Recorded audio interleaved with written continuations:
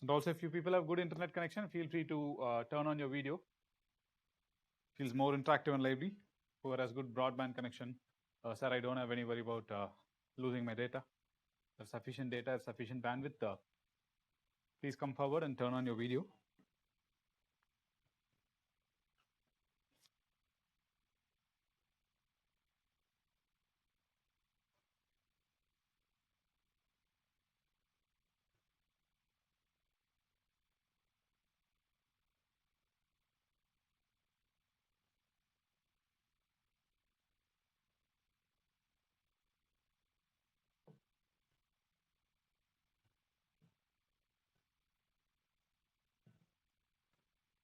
Yeah, I could see one person in the display on Manamudima.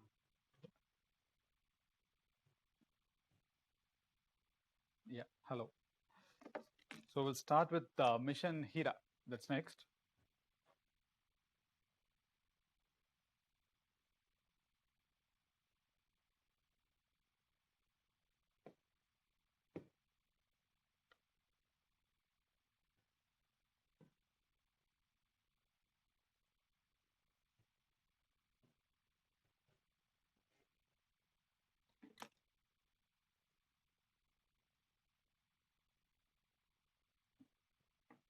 Yes, I understood. We completed these. Quick revision of whatever we dealt in the last two classes. We started with the different types of galaxies. I told you the universe is endless. It starts somewhere and it ends somewhere. We don't know where it begins and we don't know where it ends. So inside the universe, we have a lot of galaxies, and one such galaxy is the Milky Way, the galaxy in which we live.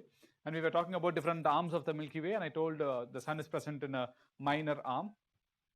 Good. So the solar system, it has 8 planets. We shrunk the solar system. Pluto is no more a part of the solar system, and we have 8 planets, out of which we were dealing with important missions, exploration missions related to different planets. Good. We were talking about the Aditya L1 mission that is proposed by India. Then we were talking about Parker Solar Probe, SOLO, the combined mission between European Space Agency and NASA. Then we were talking about Mercury. I was telling about Bepi-Colombo mission. And for Venus, we were talking about the Shukran mission that is conceptualized. It is yet to be developed. And then we were talking about the Mars orbiter missions, India's mission and different missions. And then we started with asteroids. They've completed Mars and other missions. We started with asteroids. The last one left over is Hira. That the mission's name is AIDA, Asteroid Impact Deflection Assessment.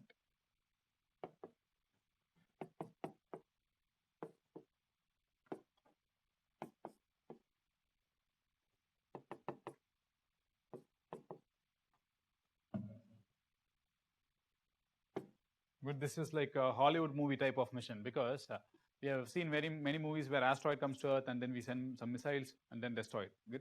A similar type of mission is going to be executed. Good. I was telling you different classification of asteroid. We were telling about main belt asteroid, then about Trojan asteroids, then we were talking about near Earth asteroid. I told the asteroid which are closer to Earth are called as near Earth asteroid. In that there was a subclassification called as potentially hazardous asteroid. That is, whichever asteroid is at a distance less than 0.05 astronomical unit is called as potentially hazardous asteroid. They are generally measured based on Torino scale. I think we missed this point. So Torino scale generally measures how hazard an asteroid is. So the possibility of an asteroid colliding with the Earth. So it's measured in terms of Torino scale. How we measure earthquake and everything in Richter scale. This is called as a Torino scale. Good. So whichever asteroid that has higher possibility, it gets higher rating in Torino scale. So in that we have many potentially hazardous asteroids. We have been studying many potentially hazardous asteroids. The most notable ones being Itokawa by Hayabusa 1 mission, and then Ryugu by Hayabusa 2 mission, and then the Bennu asteroid by OSIRIS-REx mission. 2 missions of Japan and 1 mission of NASA. Good. And this mission, it is going to be a combined effort between European Space Agency and NASA. What they are planning to do is, what if an asteroid comes much closer to Earth? What if it approaches much closer to Earth in such a way it may collide and it may cause huge damage to life and property? So in that case, we are planning to develop missiles and other spacecrafts that could actually deflect the asteroid away from the path. That is the overall idea. So as a beginning, we are going to send small spacecraft. It's called as DART, which is by NASA. It's called as DART because double asteroid reflection test. NASA is planning to create an impact on a near-Earth asteroid. The asteroid's name is Didymos. Didymos. Didymos. It's a binary asteroid, which means there are two components. There is an asteroid, and then it has a smaller moonlet. Good. It is a potentially hazardous asteroid. Didymos is a potentially hazardous asteroid. So NASA will send a mission that is called as DART, Double Asteroid Reflection Test. This DART, it will go and collide on the moonlet of Didymos, not on the Didymos, on the moonlet of Didymos. Good. So what are the changes or what are the impact of the collision? This component will be studied by a mission called as Mission Hera, which is going to be launched by European Space Agency. Good. So NASA will launch a missile, and what are the impacts created in the trajectory, created in the path of the asteroid? What are the impacts? Post-impact assessments will be assessed by Mission Hera.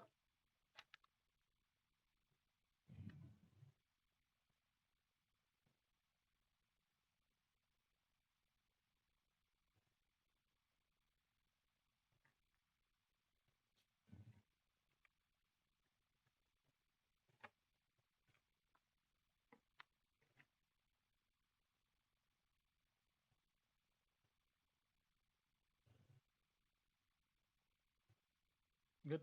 Coming to the next one. And this is the picture, just a concept picture. Didymos and its moonlet. It is going to be impacted by DART. This is going to be the spacecraft that will create an impact, that will collide on this moonlet. And what happens to the moonlet after that? Does it change in path? Does it change its structure? Does it create a huge amount of debris? All these will be studied by Mission Hera. That's all. Still under development. Coming to the next part about moon. What are the things we know about moon? It's a natural satellite considered to be remnant of the Earth. Because of some collision, the moon was formed. Okay. Coming to lunar landing. We are talking about lunar landing. Good. So when we talk about lunar landing and other lunar exploration missions, there are a few key facts. So I'll ask you a simple question. We have very limited population here, around 25 people. So please participate. You people can freely talk here. Which country has sent most number of missions to moon? I repeat, which country has sent most number of missions to moon? Or if you want to make it more concentrated, which country has most number of lunar missions? Which country has launched the most number of lunar missions? That's the first question. Second question, you people first answer this. NASA, USA, Russia, India, USA. Okay, USA. Perfect. Now the next question, which country has highest success rate in lunar landing? I repeat the question, which country has the highest success rate in lunar landing? Question number 2, which country has the highest success rate in lunar landing? This is not a UPSC type of question, but this is for your basic understanding. Country with highest success rate. Okay. All right.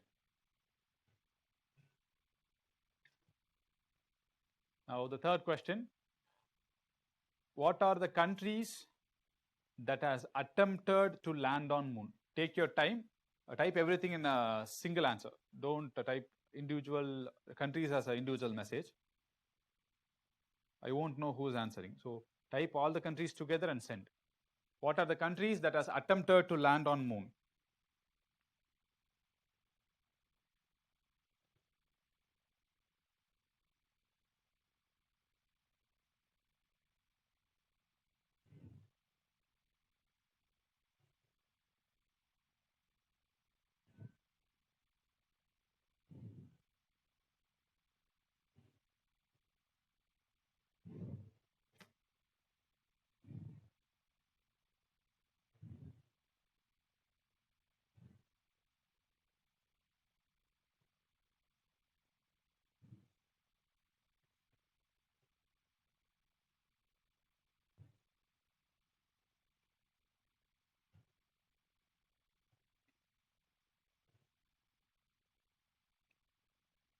Okay, USA, Russia, India, European Space Agency. Good. NASA, Roscosmos. Okay, these are the questions to break the common myths or preoccupied thoughts. Good. Coming to the first one, the country that has sent the most number of lunar missions is USSR. Good. So USSR so far it has sent around 50 missions to moon, which means the country with the most number of missions. Good. Coming to the second one, high success rate. Understand the difference between high success rate and higher concentration.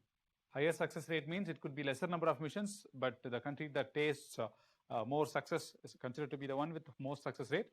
The highest success rate in lunar landing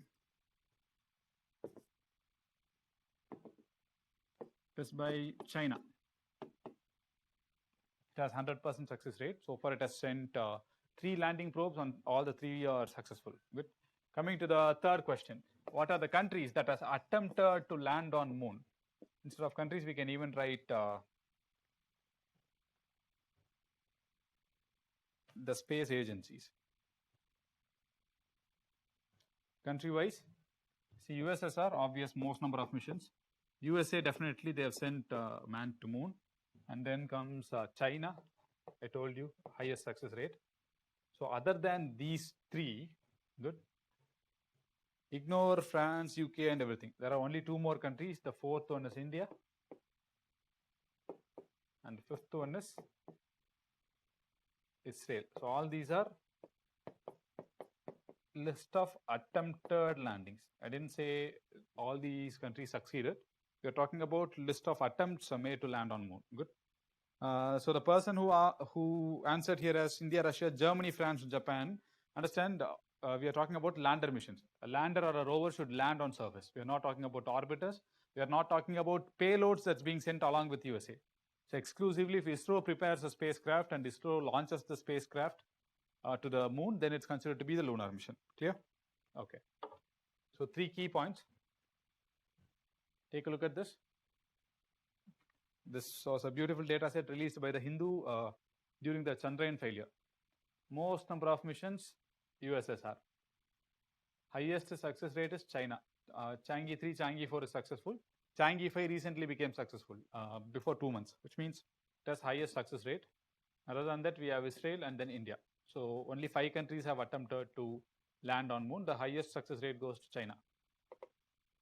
The least goes to Israel, 100% unsuccessful. Wherein India is considered to be partially successful because we people are keenly watching the TV where the orbiter successfully orbited, but the lander and rover failed. You remember, right? The Pragyan and the Vikram, both of them failed. So which means the mission is partially successful. Good. So some other key points to remember. First one is Luna 9. This is basically by USSR. It made first lunar landing. First spacecraft to land on moon. So first lunar lander to soft land. And next one, Luna code. All the Luna prefixes generally belongs to USSR. Luna code is important because this is the first rover on moon. 2 things to remember. And remember U2, YUTU. This was a rover by China in a mission called as Chang'e 3. 3 important ones to remember.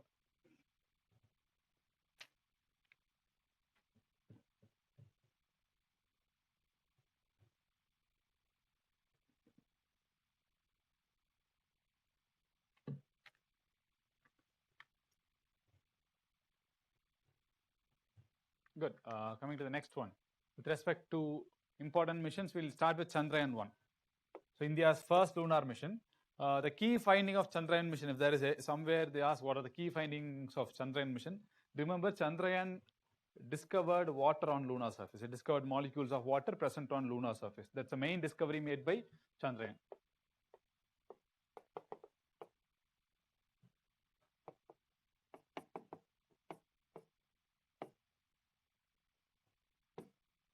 start making your notes really fast because we have more syllabus to cover.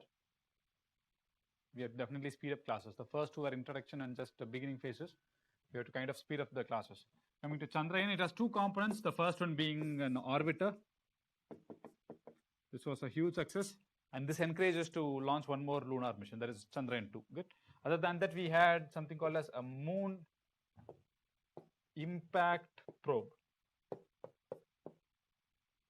This is similar to the DART. This is similar to the DART mission by NASA.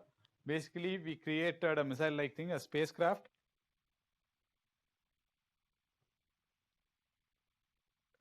Is it soft landing in moon or you mean soft landing? Basically, soft landing on moon.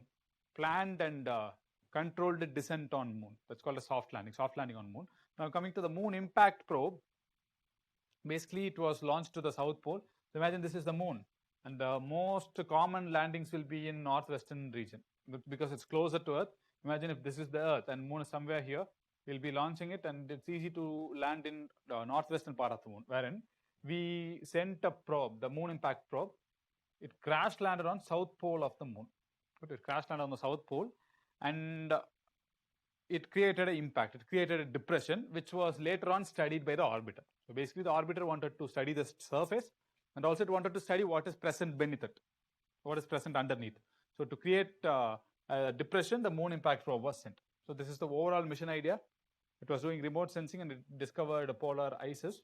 The place where it crash landed in South Pole, it's called as Shackleton crater.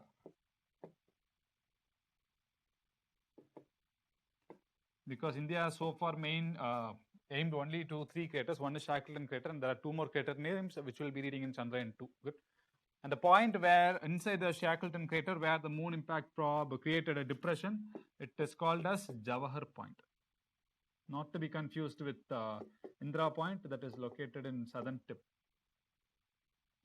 This is Jawahar Point, located in the south pole of the moon, inside the Shackleton crater.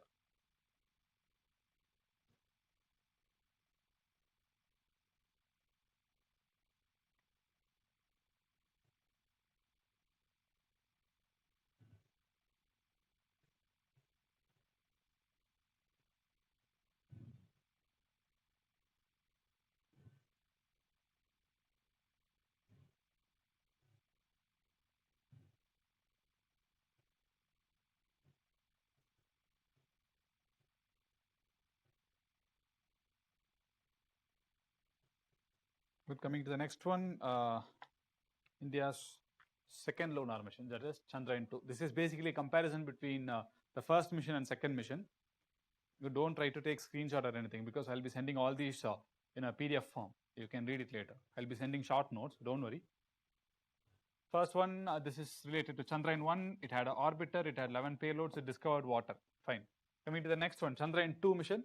It had an orbiter, it had a lander, it had a rover. 14 payloads, apparently out of which 2 major payloads failed. That is, lander and the rover failed. Good. So orbiter is still functional. Then we have lander. Then we have rover. So why I'm writing this now is lander is called as Vikram. The rover is called as Pragyan, meaning knowledge. So understand, again, it was attempted to land on south pole of the moon. Both these lander and rovers, it was attempted to land on south pole of the moon between 2 craters. The first one being,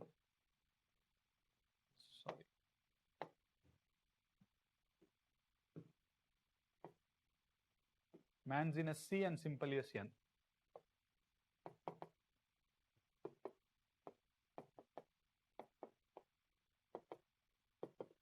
So these two are the craters located in south pole of the moon, and we attempted to land between these 2 craters, somewhere between these 2 craters, and apparently it was a partial failure.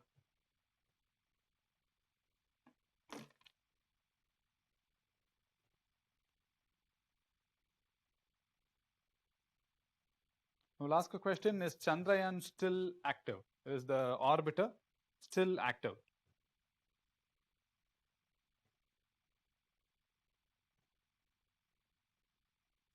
Answers? Is it still active? People on video, you can just nod your head, this or this, and I can easily understand. Is the orbiter still active?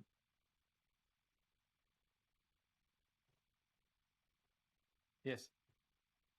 So there was a recent update with respect to the orbiter. The orbiter is still active and it is constantly sending data back to us. It has been sending photographs and everything about the moon.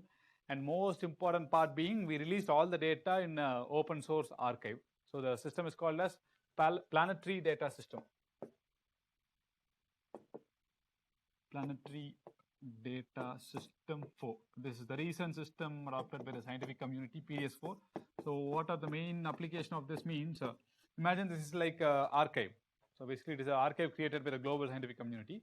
And we put all the data that is received from the Chandrayaan-2 orbiter into this PDS4 system. So what will happen is it will be accessible to the entire global scientific community. The scientists, the students, the research scholars, everyone can access data from Chandrayaan-2. And similarly, we can access data from the PDS4 system. So India is adopting, India is contributing to the global scientific community. So these things you can utilize for your mains answer writing. So who releases this? It is Indian Space Science Data Center.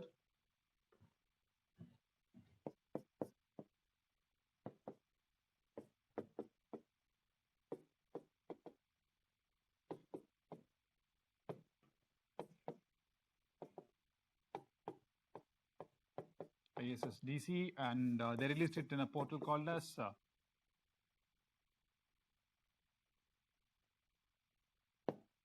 not pregnant. Hold on.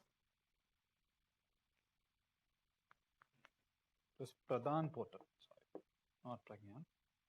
Pradhan portal is a portal by Indian Institute of Indian Space Science Data Center.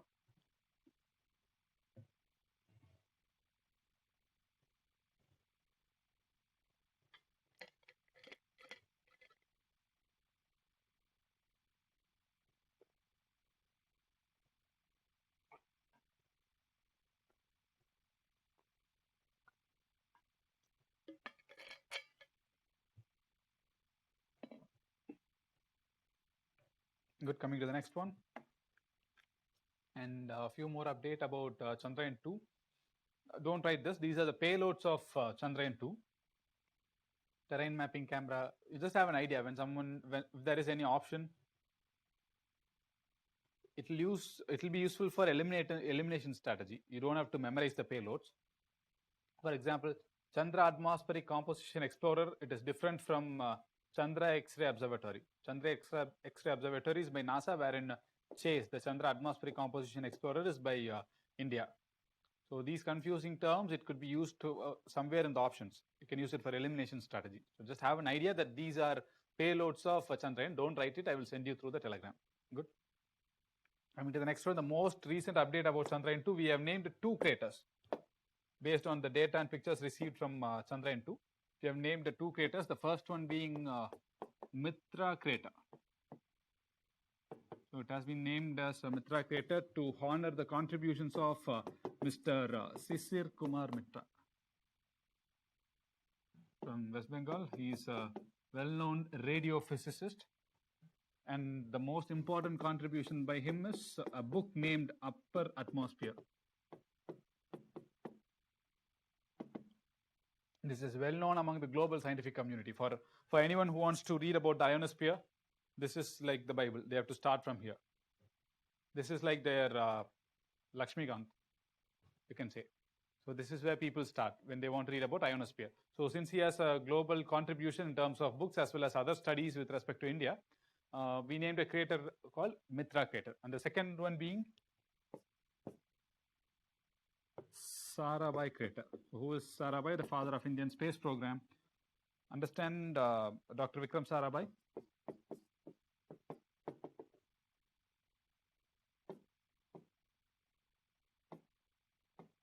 This is important because he was born in 1919, which means 2019. This year marked the 100th birth anniversary of Dr. Vikram Sarabhai.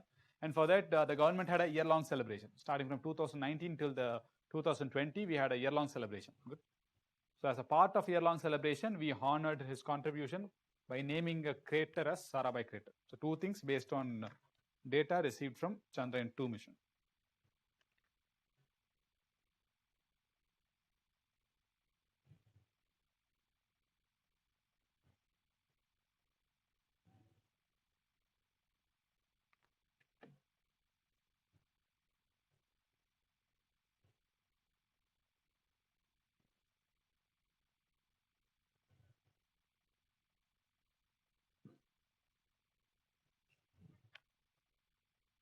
Good. Coming to the next one, the missions of China.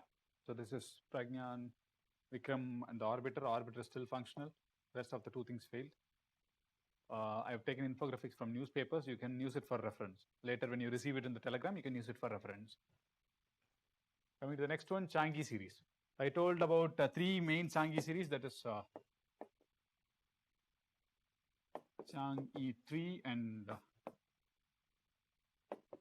Changi 4 and Changi 5. We are going to read about these three since they are the most recent ones.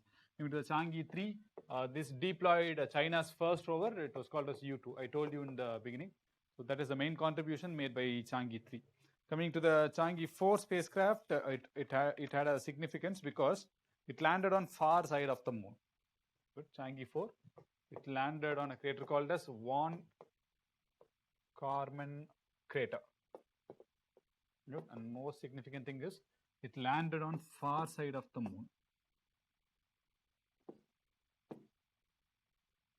The side of the moon which we cannot see.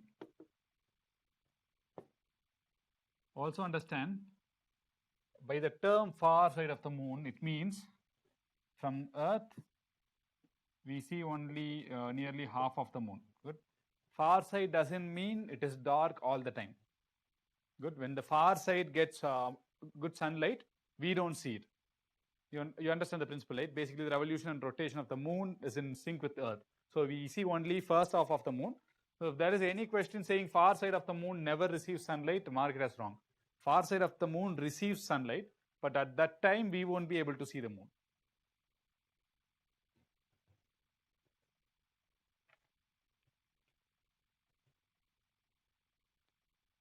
Good. It landed on Von Karman crater. This was the first one to land on far side of the moon, and it sent pictures from there.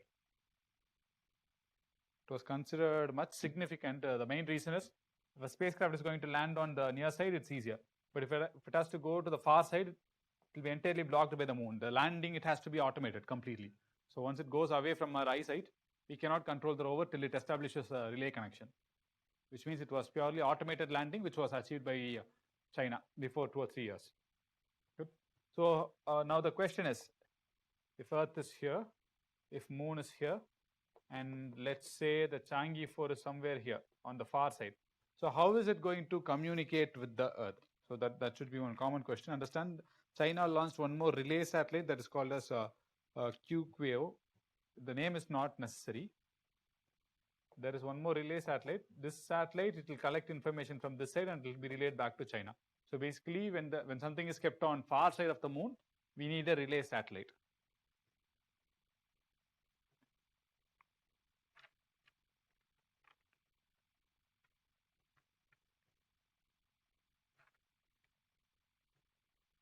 Coming to Changi 5.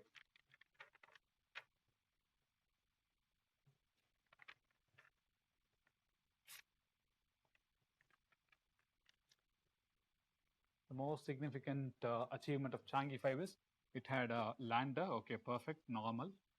And it had a rover, okay, normal. Oh, sorry. It did not have a rover. It had a lander. And also it has an orbiter, okay, perfectly fine. And then there is an ascender. And then there is a re-entry vehicle.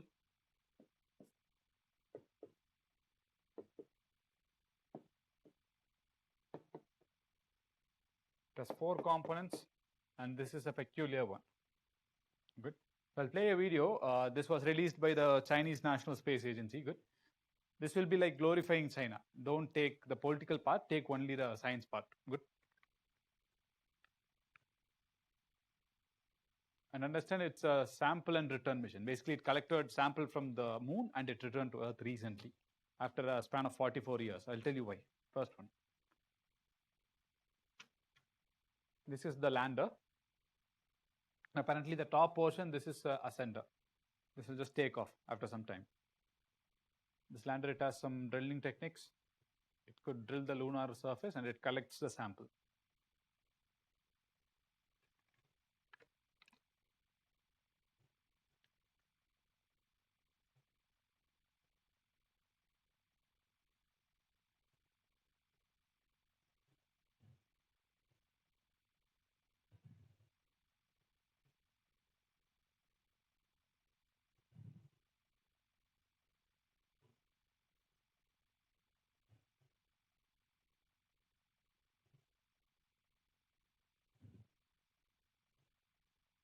So this ascender, it ascends with all the sample inside. And now it's going to beam the connection. It is going to be docked to the orbiter. This ascender, it's going back to the orbiter.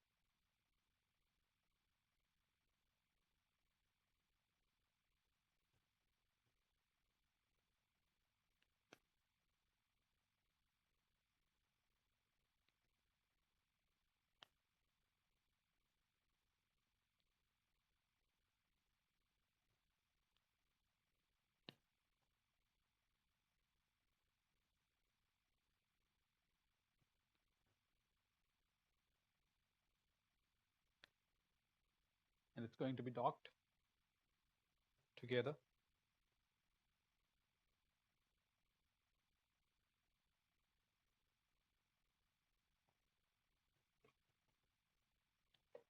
So once it's docked, the capsule will be transferred. Be transferred safely.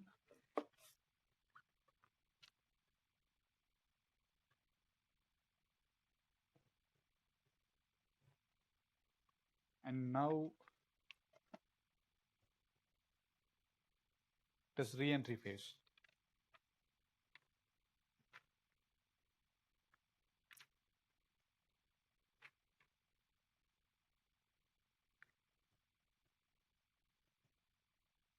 Good. This is the re-entry vehicle that has all parachute mechanisms and everything. China aimed the landing to the South Mongolian desert so that it's closer to China. And once it lands, it was safely recovered by the CNSA and other associated people.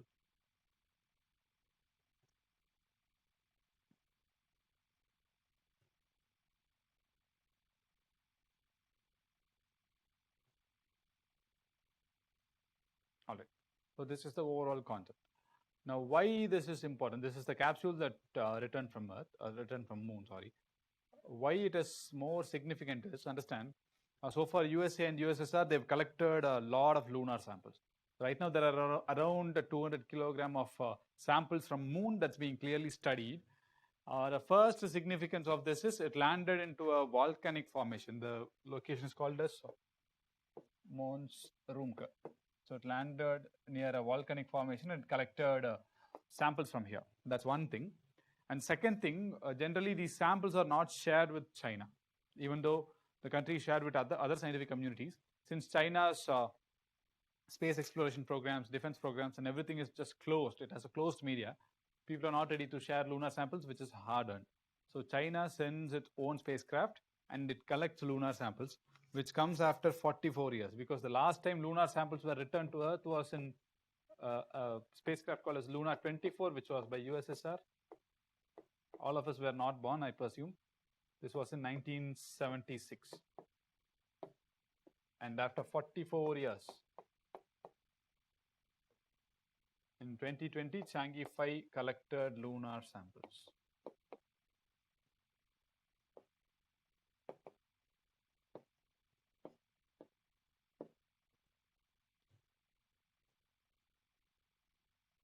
So the global scientific community is interested in knowing what are the changes that a moon the soil has undergone in the 44 years.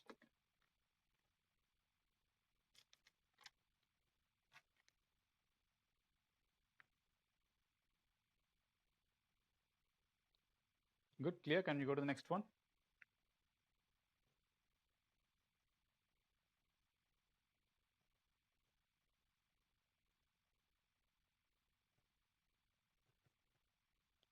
Okay, coming to the next one. Bereshit. So Bereshit is a mission by Israel. It crash landed.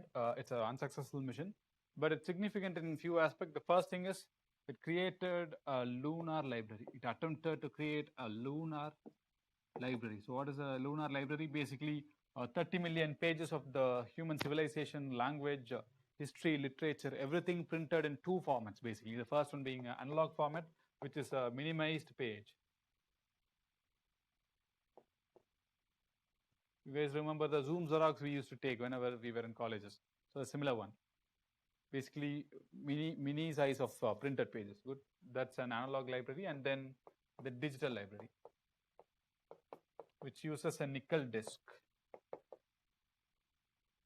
Remember, this is not like a pen drive. This is not like a DVD. All the pages, it is all etched in a specific nano device using nickel disk. Good. So this was performed by a non-profit organization. This data is not sufficient. I'm just writing for example. It's called as Arch Mission Foundation. Even though the payload is by Israel, the Arch Mission Foundation, it created a lunar library. Good. So it's a fantasy type of mission, because what if there is apocalypse? Let's say there is a huge flood or there is a huge scale apocalypse where everything on the world is washed away, including our literatures and everything. So if you want to restore it back, then we can use the library that's located on the moon. That's the overall idea behind this mission. And one more important thing is this Arch Mission Foundation, it collected sample of Bodhi tree from Mahabodhi Stupa. Mahabodhi Stupa, which is located in Bihar. A sample of Bodhi tree was collected, and it was sent along with the Bereshit spacecraft.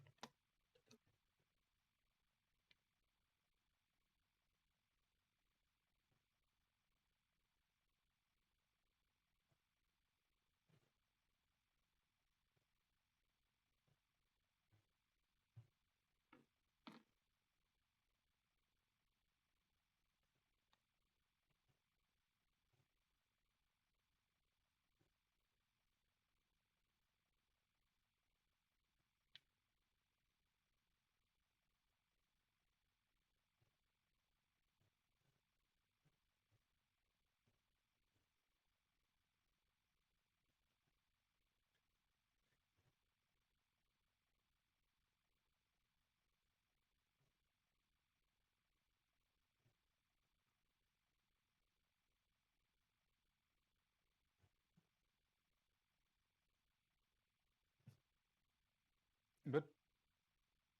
With this, the lunar missions are over. This was a picture sent by Bereshit, Small Country Big Dreams. It sent a selfie and then it attempted landing, but apparently it failed. With the next one, basics of space program. Good.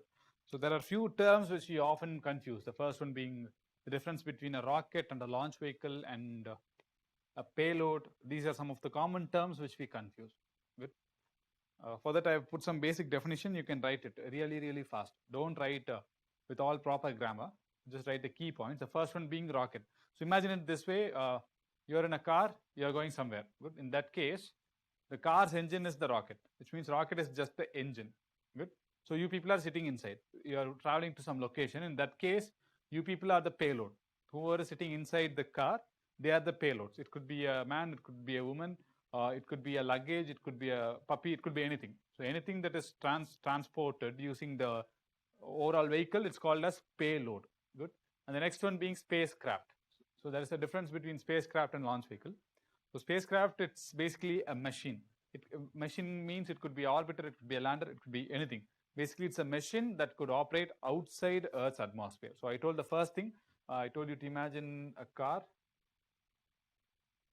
This car. The engine is similar to a rocket.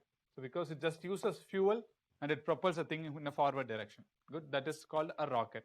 The entire thing together, it's called as a launch vehicle. Good. And whoever is sitting inside, that is called as payload. So payload is basically what is being transported. Good. And the next one, spacecraft, is totally different. If a mission a satellite could operate outside Earth's atmosphere. It's called as a spacecraft. Good. So you can write down basic definitions about rocket and launch vehicle. I've put it in layman terms. This is not a concrete definition. This is for your better understanding.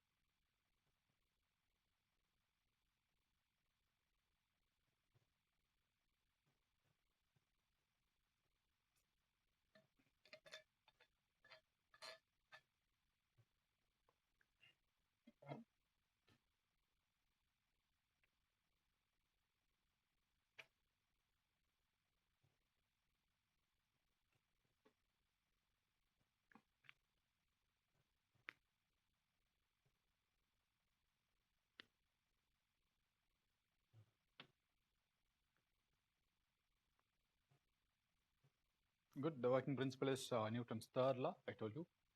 Coming to the next one.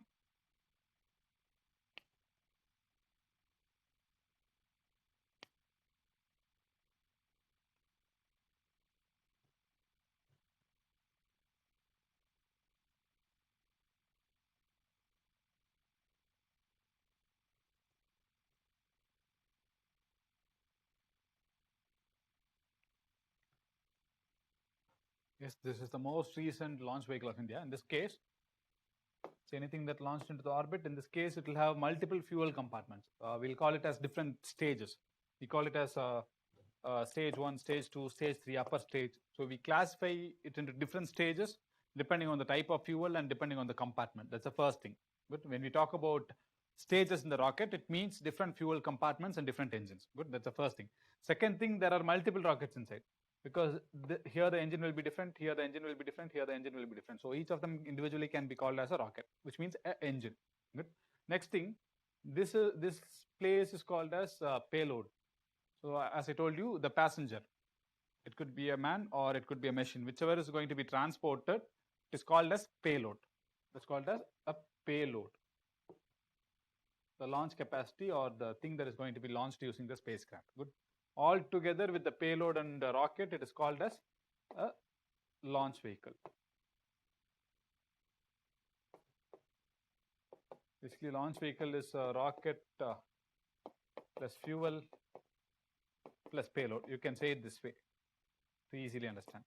It has rocket, it has fuels, and it has payloads. Everything together, you call it as a launch vehicle.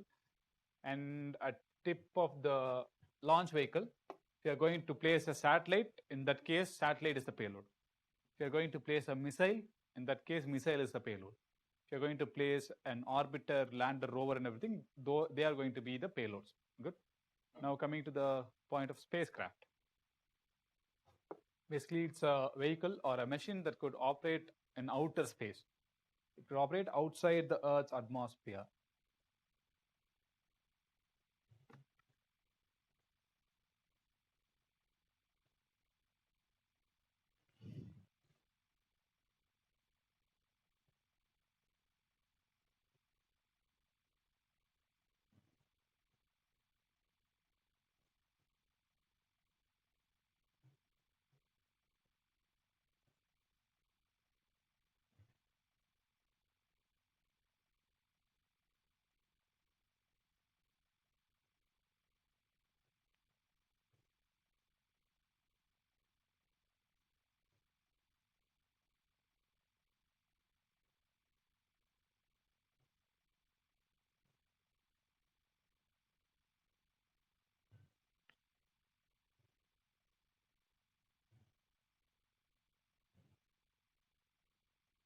Good. Clear about the spacecraft? So I'll ask you people a question. So oxygen is needed for combustion. Am I correct? There is if there is fire and if we throw carbon dioxide on it, the fire is going to be put out. If there is fire and we inject oxygen into it, it's going to burn more. Is it correct? Oxygen means, yeah, more possibility of burning. Carbon dioxide means lesser possibility of burning. It's going to put out. And in absence of air, the fire is not going to burn. Correct? Okay. Now the question is, let's say a launch vehicle. It is going to launch a satellite in, say, 35,000 kilometers above Earth, or it's going to Mars, or it's going to Moon. It's going elsewhere. It's crossing Earth's atmosphere. Good. In that case, how will the rocket burn fuel? The question goes like this. How does the rocket fuel burn outside the Earth's atmosphere? How do we ignite the fuel when there is no oxygen outside the Earth's atmosphere? How does it work?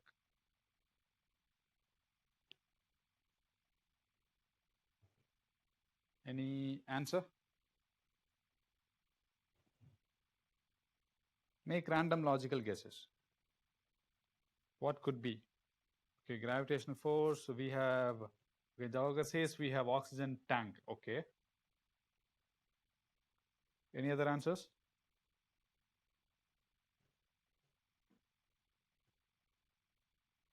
More people are encouraged.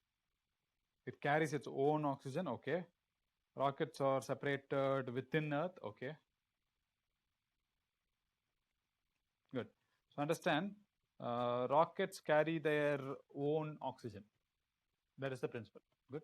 So as I was telling about different stages, I was telling it has different stages, lower, upper, and it goes on. So the lower stages, it generally uses the air present in the atmosphere. So most of the lower stages, it will complete burning in, say, 2 minutes, maximum 120 seconds. It will finish burning, and it will be detached, it will fall back into Earth, or it will float.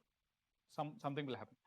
But when it comes to upper stage, as we move towards upper stage, we generally place a liquid fuel or a gaseous fuel. Good. So all the liquid fuels and the gaseous fuels, that is the combustion propellants, they'll have two components. The first one being fuel, the second one being oxidizer. Basically, we carry our own oxygen supply to burn fuel outside the atmosphere. Good. This is in case of liquid and gaseous fuels. And these fuels, they are called as hypergolic fuels. I repeat, they are called as hypergolic fuels. So what I mean by hypergolic fuel means, when fuel and oxidizer come in contact with each other, they instantly burn.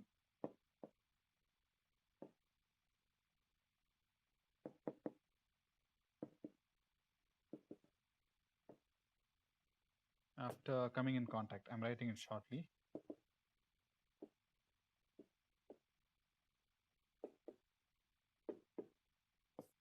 These fuels are called as hypergolic fuels, basically highly reactive fuels.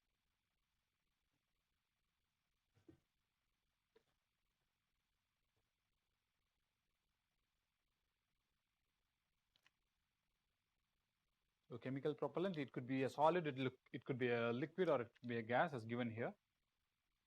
And it produces thrust that could be used for propelling a launch vehicle.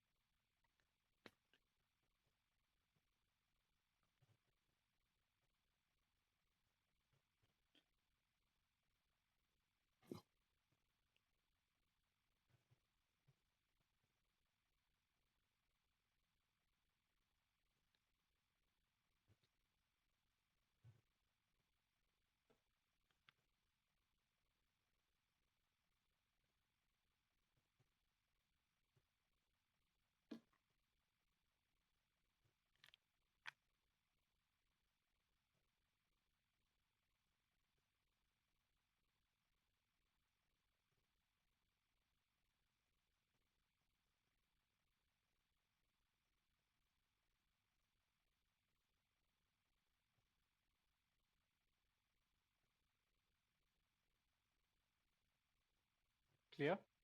Coming to the next one.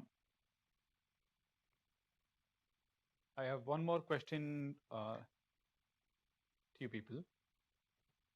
Do we have anything that operates inside Earth's atmosphere except airplane? Does Newton's third law apply in space also? Yes, it's universal. Newton's law and physical laws are universal. It's applicable everywhere. The fuel burns using the oxidizer, and depending on the amount of fuel used, the thrust is going to vary. Jawahar, I don't get your question. Can you repeat again? Anything that operates inside Earth's atmosphere except airplane? Yes. All the lower stages of the launch vehicle, it operates using the atmospheric air. Good. Coming to the next one. The first question, why rocket launch stations? They are located in eastern coast. So let's take India. It is located in Sriharikota. So let's take America. It's located in, major one is located in Cape Canaveral. Everything is located in eastern coast of the continents. Why? Question number 1. And question number 2, please wait before you answer. I'll pose 2 questions. Second question, imagine, hypothetically imagine, the Earth is going to stop spinning. It stops spinning for a second, which means 1 second. The Earth stops spinning for 1 second and it starts spinning again. Interestingly, this was a question asked in SSC, I think. This was some of the central government exam. What will happen if Earth stops spinning for a second and starts spinning again? This was the question. So what will happen? Any answer for 1 and 2? Take your time. Type your sentences. I'll wait for 2 minutes. Okay, if any failure occurs, it will land on water than on land. Okay, so why cannot I place, let's say this is India. Why can't I place it somewhere in Trivandrum and then land it inside Arabian Sea? Gives an additional thrust. How does it give an additional thrust? That's a question. If it is for additional thrust, how is it going to give additional thrust?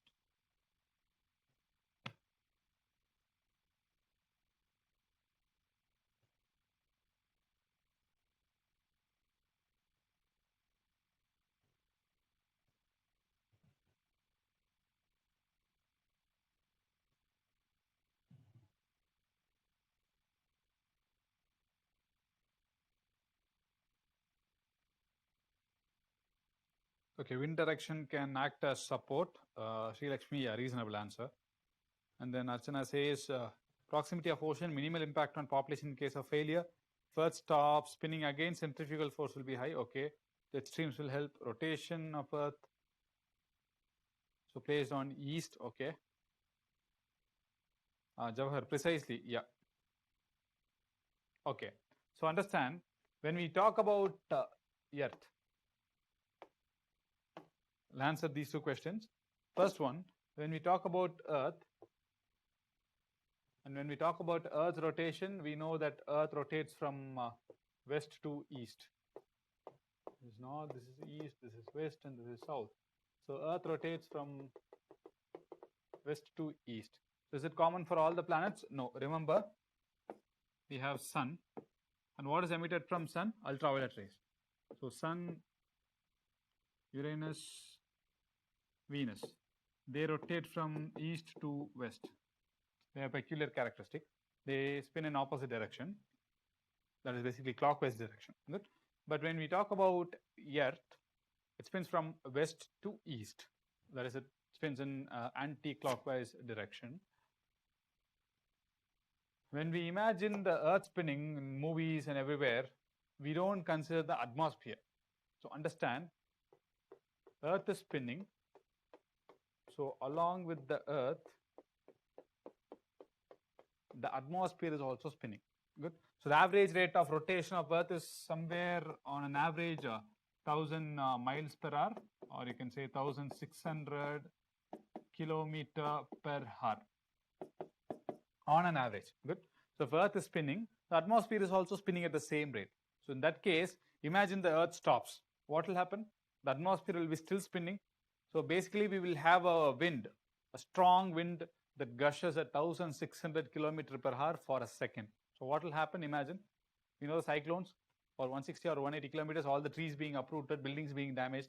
Then imagine a 1600 kilometers per hour wind, which means there will be a catastrophic damage. So in that central government exam, the answer was whatever that was not attached to bedrock will be washed away. That was the answer, which means most of the man-made things, the buildings, the trees and everything, it will be uprooted. There will be a large scale catastrophic damage. That is the answer. Because when the earth stops spinning, it's not necessary that the atmosphere should also stop spinning. Good. So in NASA kits page, there is an interesting answer. So let's say you are in India and USA is here. You want 5 people, you want to go to USA suddenly on an emergency basis. So each of your ticket cost is going to be somewhere around 1 lakh per person. So you have to spend around 5 lakh. So instead of it, NASA proposes an idea. What if you hire a helicopter? Good. So and you rise above the ground, say 500 meters above the ground, and you wait for the earth to spin. So in 12 hours, you should basically land on USA. That should be the concept. If only earth is spinning and if the atmosphere is not spinning, what will happen? If I'm going to take off vertically from India, so India will move away, then I could see Madagascar, then Africa will come, then USA will come. In 12 hours. I can remain suspended, I can travel to USA without any problems. That will be the case. But what happens is atmosphere is also spinning, which means the helicopter will also spin along with the earth. So we'll basically land in the same location. So understand, earth is spinning and atmosphere is spinning. Both of them are spinning together. So for this reason, if we have to launch a rocket in opposite direction, it is going to be difficult. I'm drawing, for example, this is earth, and yellow color symbolizes the direction of rotation of earth.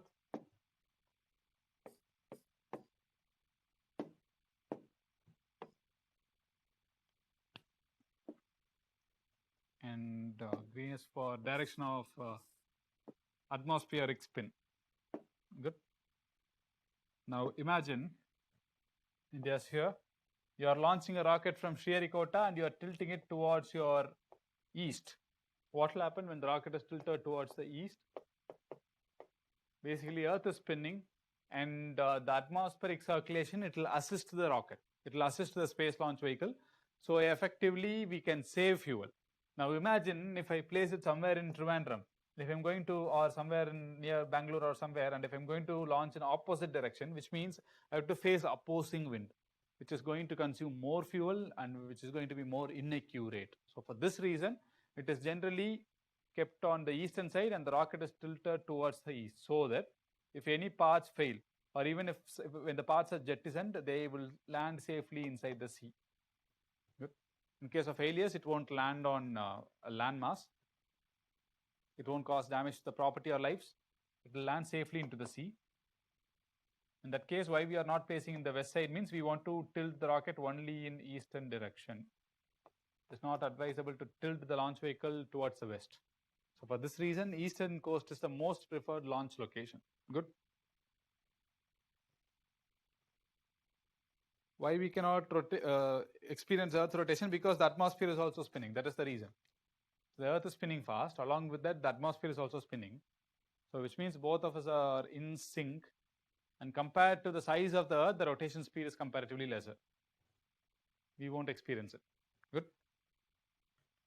We'll go to the next one. So this process of tilting the rocket, where generally if you see a rocket launch, it will be tilting in this direction, right? So that is called as gravity tilt or gravitational tilt. It's called as gravitational tilt or gravitational tilting. Generally, it is to save fuel because we want to travel in same direction as the atmospheric circulation.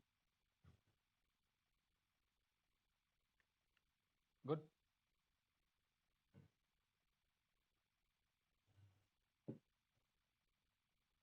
Screen sharing போட முடியுமா? Boss, screen sharing. I'll just play a video. But Russian Space Center is located not near sea or ocean. But that's because Russia is on the northern end. Even if it's going to fail, it's not going to land anywhere close to the human population. Either it will be a cold desert, or it will be Arctic region, or it will be sea region. So that's why they have this academic Lomonosov, a floating nuclear power plant and everything. Located in remote location. But imagine launching a rocket from Trivandrum and something fails and falls in Theni or Ramnath. It's going to be an interstate problem.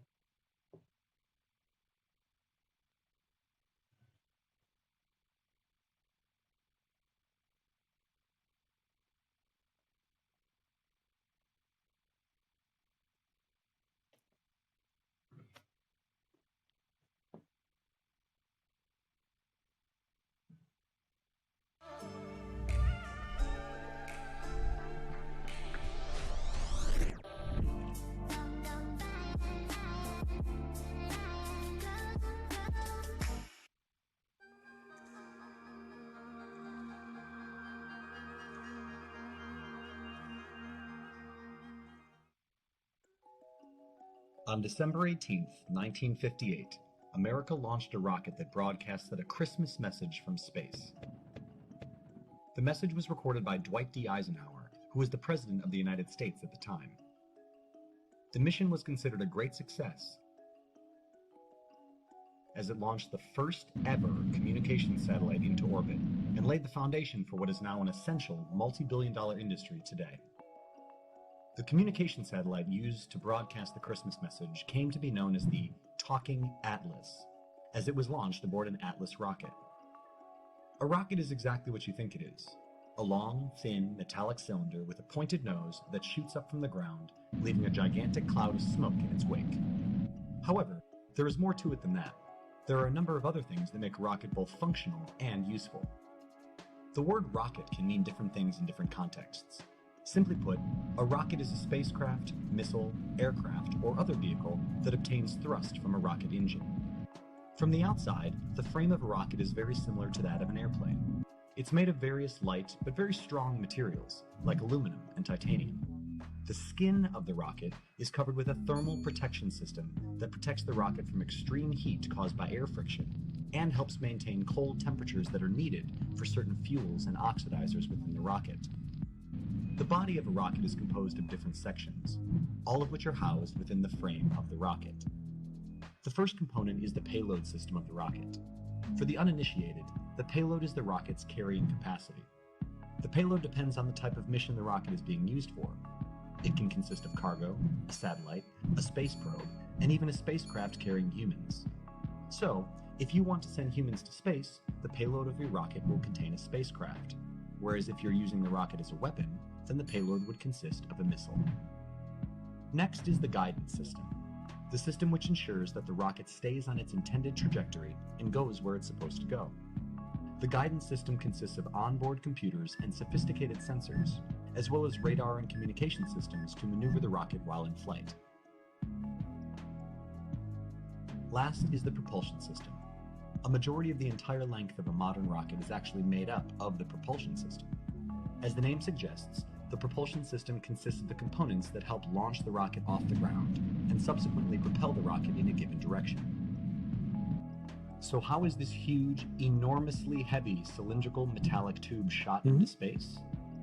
In order to get into space, the rocket must first cross the thick layers of atmosphere that envelop our planet.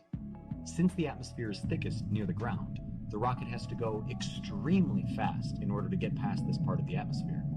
So how does it climb so fast in the air?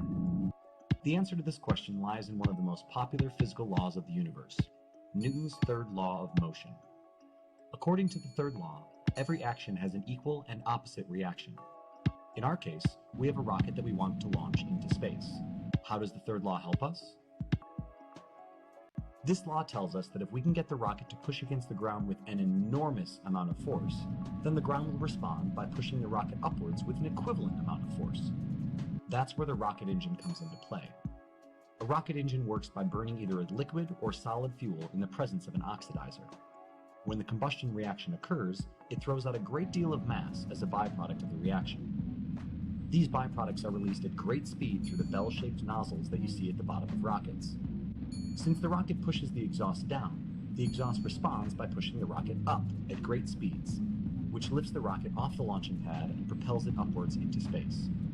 In a way, you could say that a rocket shoots upward by throwing hot gases from its exhaust nozzles below.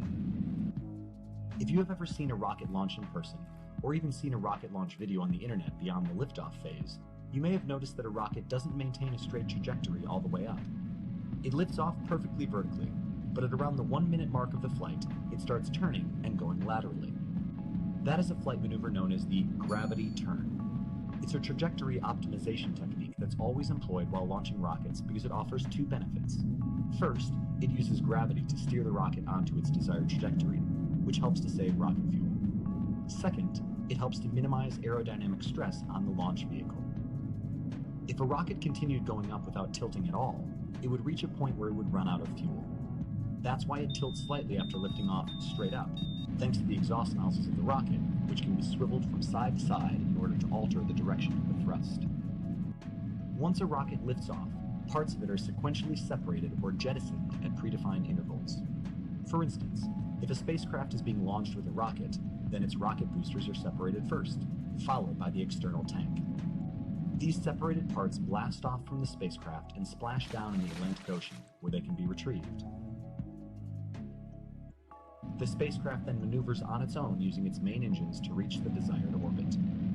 Similarly, if an unmanned satellite is launched on a rocket, the sole purpose of the rocket is to get the satellite into its intended orbit. Once there, the satellite stays in the orbit and does a small amount of maneuvering using its own engines. All in all, rockets are used only to get stuff into space, period.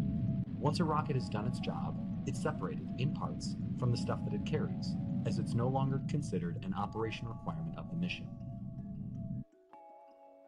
Space agencies all over the world have been sending men and material into space for decades now. As such, it's only fair to say that we wouldn't have been able to understand and explore space nearly as much as we have, if not for those tall, cylindrical, metallic tubes that shoot up from the ground in a bid to expand man's reach beyond this planet.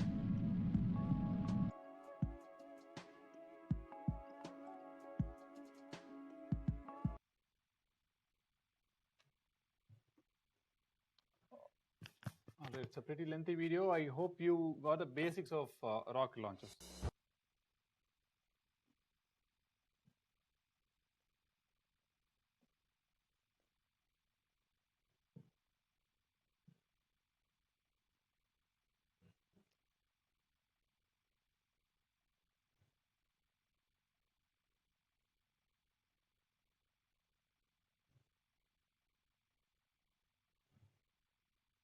Good. So it clearly says that parts of the rockets are jettisoned, they're detached from the main launch vehicle, and it either falls into the atmosphere or it keeps floating. Why I'm saying is this contributes to a huge amount of junk that's called as space junk. This is a recent concern. There's something called as space junk, because initially when launch vehicles were used, we didn't expect these many launches. Good. So we have space junks. The main problem with the space junks is they have created a large amount of debris, and these debris, when they come in contact with future rocket launches, it's going to affect it. So it could even lead to failures when it's going to strike satellites. Even a small speck of paint, which will be traveling at somewhere around 8,000 kilometers per hour.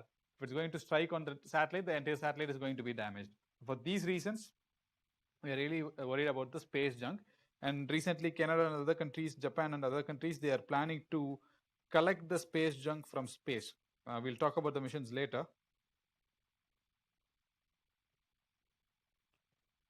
First, we have to start with different types of orbit.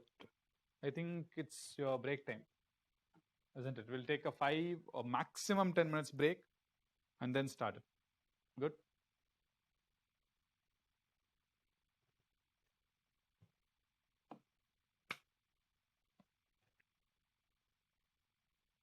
Till then, if you people have any doubts, you can drop your messages here. I'll be replying you. I'll be available here. You can drop your messages.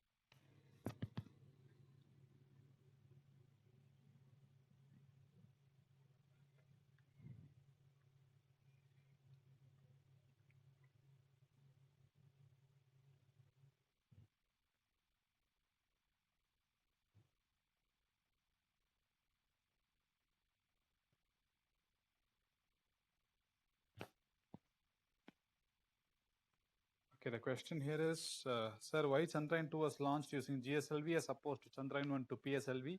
Is it because it has additional payload? Yeah, exactly. PSLV, it is considered to be the most versatile workhorse because it has more success rate. And initially, we had only one orbiter. When Chandrayaan-2, it had multiple payloads. It was heavier. For generally heavy launches, we'll be using GSLV. Even for the Mars mission and everything, we were using GSLV, which means heavier vehicle, longer distance, more payload. Good. So I'm typing a question in your chat window. You can note it down. That's assignment for, say, next class.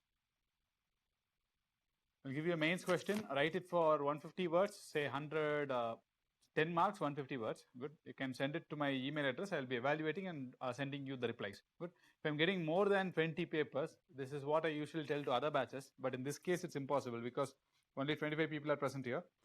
So for all of you, I'll be giving personal feedback. Good. What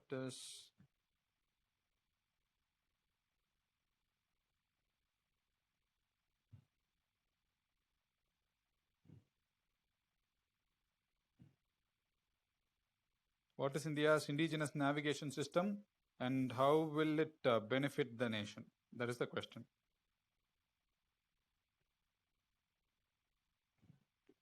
So answer it in 150 words.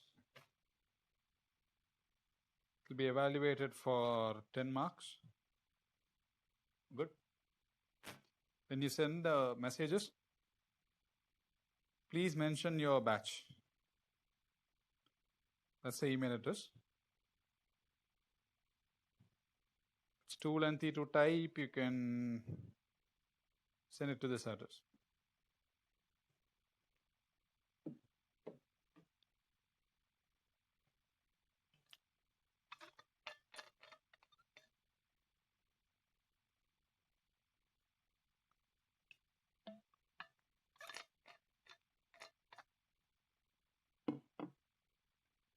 You can take a screenshot if you want.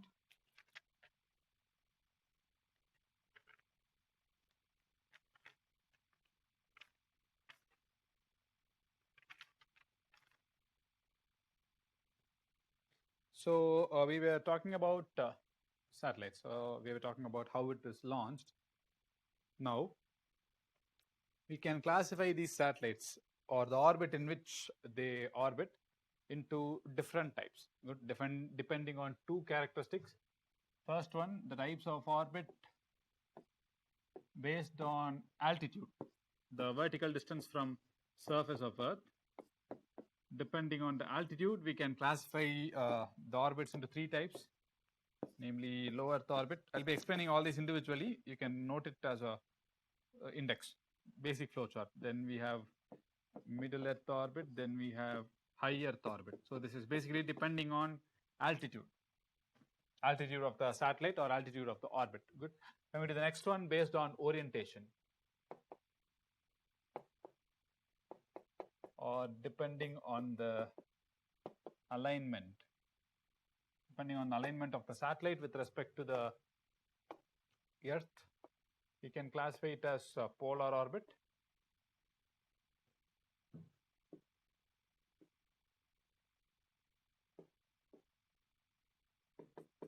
Then we have geosynchronous orbit. Then we have geostationary Earth orbit.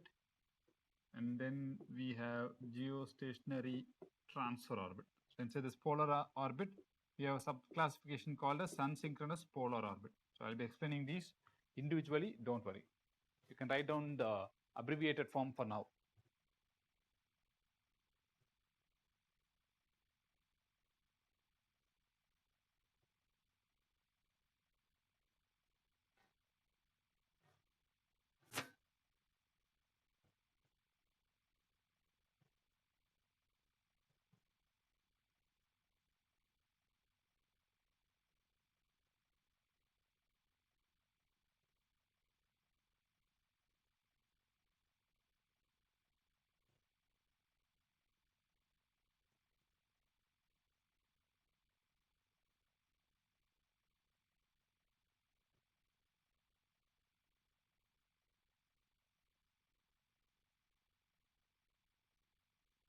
Good, we'll go into the concepts. The first one, depending on altitude, that is the vertical distance from Earth.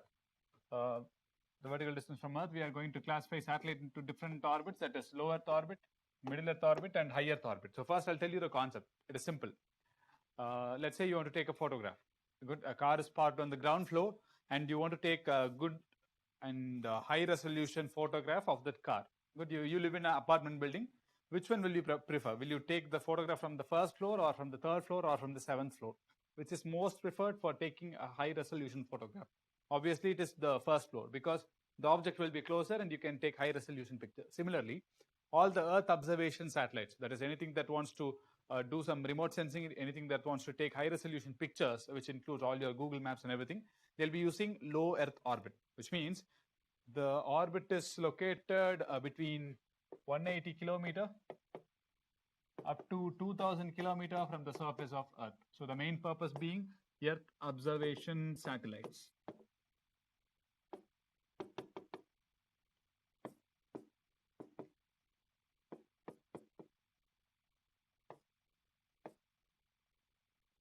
Which means it basically covers all the spy satellites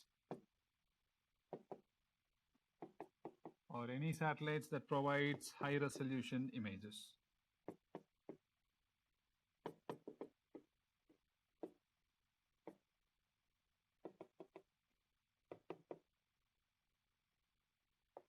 All these will be placed at low Earth orbit. Good. Coming to the next one, medium Earth orbit, which means obviously it's about 2000 kilometer up to 35,000 kilometer. So that is called as medium Earth orbit, starting from 2000 kilometer up to 35,000 kilometer is classified as a medium Earth orbit. So all the navigation satellites, best example is the GPS satellite. This is constellation of Galileo, the European Union's navigation satellites. These many satellites together contribute to the navigation. So the navigation satellites, they are generally placed in medium Earth orbit, MEO.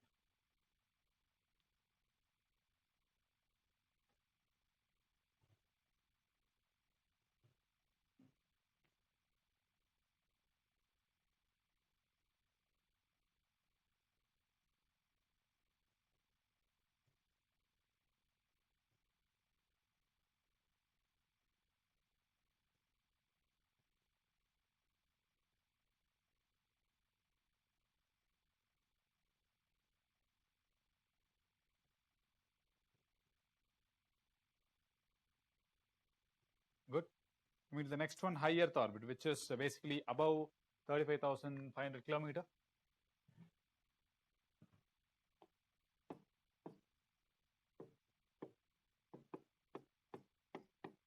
Now take it the same way, the similar 7th floor apartment, and you want to communicate someone to the person who's in the other street.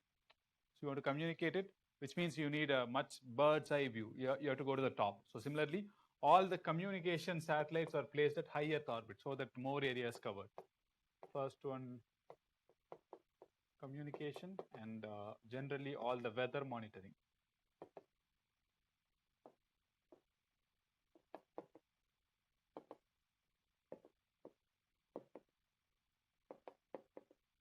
They'll be placed at high Earth orbit, HEO.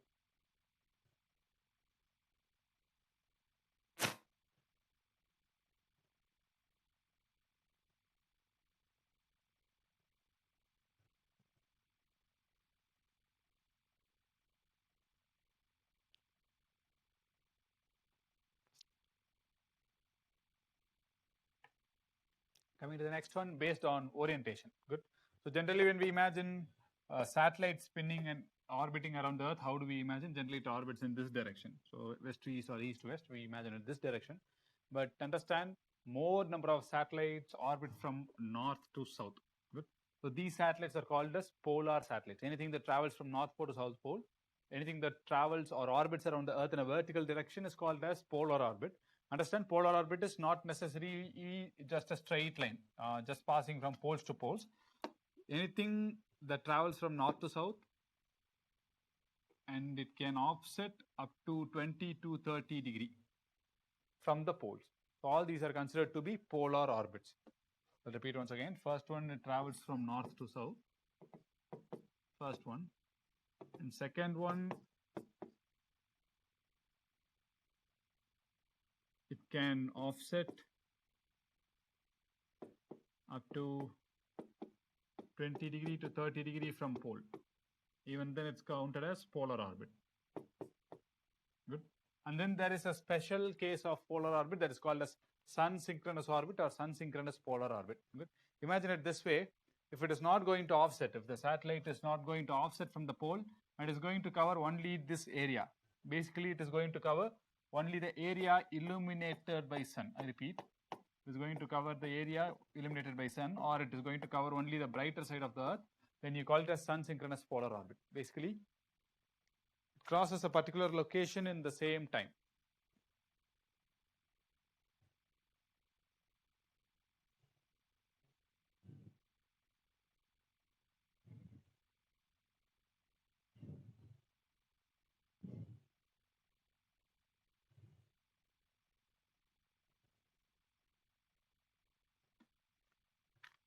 Good. So sun synchronous polar orbit, it's a type of polar orbit. Polar orbit, there is sun synchronous polar orbit. Also, one important point is all these, the polar orbits and sun synchronous orbits, they are type of low Earth orbit. I repeat, they are types of low Earth orbit. They are not placed at mid-Earth, medium Earth or high Earth orbit. It's all low Earth orbit. Good.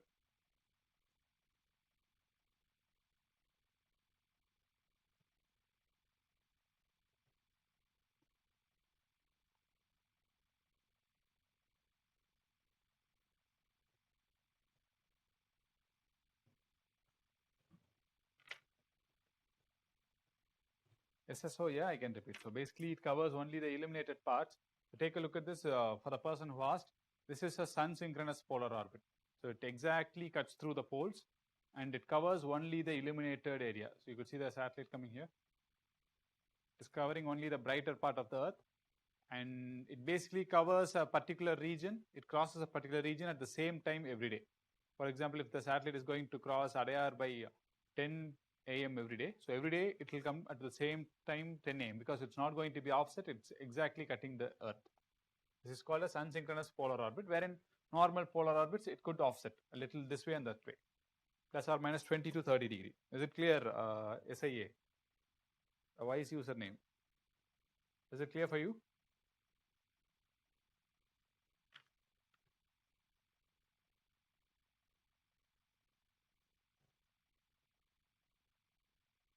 Yes. Coming to the next one. One question. Let's imagine you're somewhere located here. Good. How long does the Earth take to complete one rotation? I repeat the question. How long does the Earth take to complete one rotation? Or what is the average time taken by Earth to complete one spin? Answers here. Time taken by Earth to complete one spin or one complete rotation.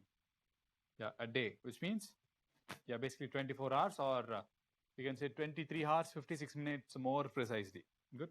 So imagine I'm going to place a satellite above your home, somewhere above your home. I'm going to place a satellite. Good. So you're not going to remain stationary. You're going to complete the rotation along with the Earth.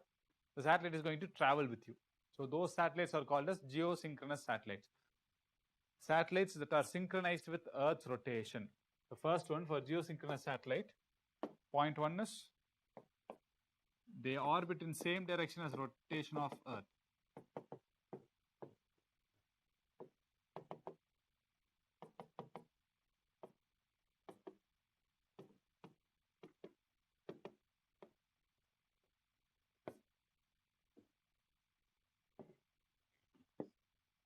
Second one,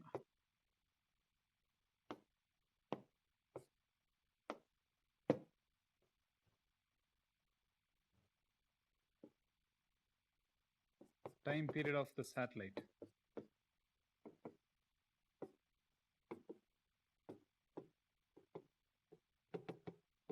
is equal to rotation period of Earth.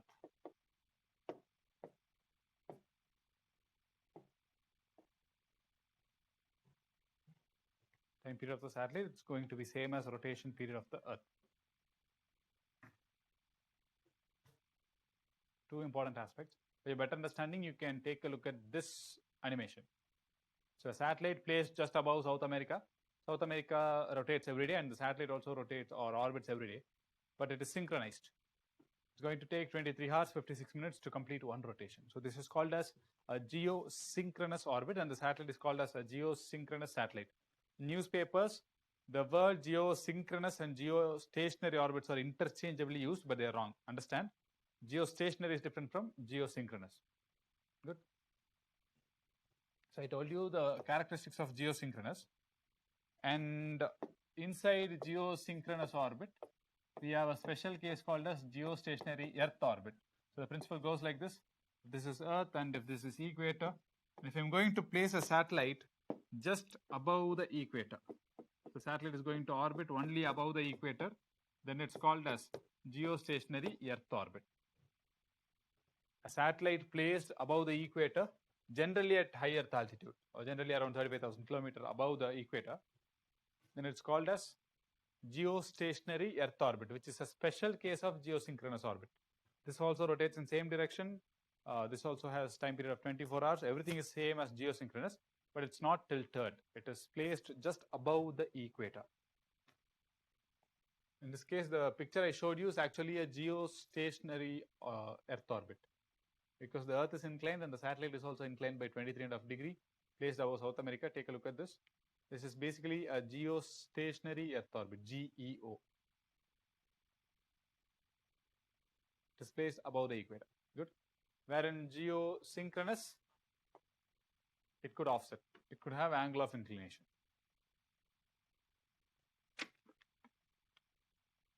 Clear?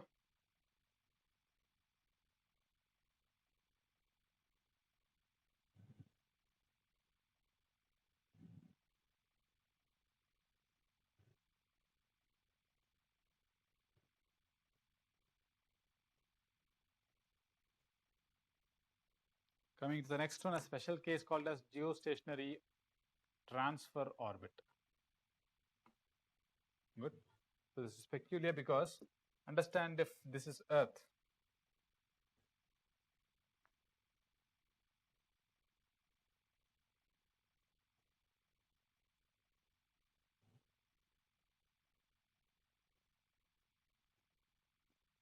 good. We are not going to put the satellite directly into a circular orbit because it's not precise. It is going to consume more energy. It's going to consume more fuel. So what we will do is, we will inject the satellite in a highly elliptical orbit. Good. So closer to Earth, we'll launch it in a highly elliptical orbit. In this case, the apoapsis point is somewhere close to 36,000 kilometers. This is called as a geostationary transfer orbit. Now, if you ask how it does orbital correction, means similar to the rocket, there will be rockets, a smaller size rocket inside the satellite. It will have propulsion systems. So using the propulsion system, it will make successive fires and it will make a perfect circular orbit. For a better understanding,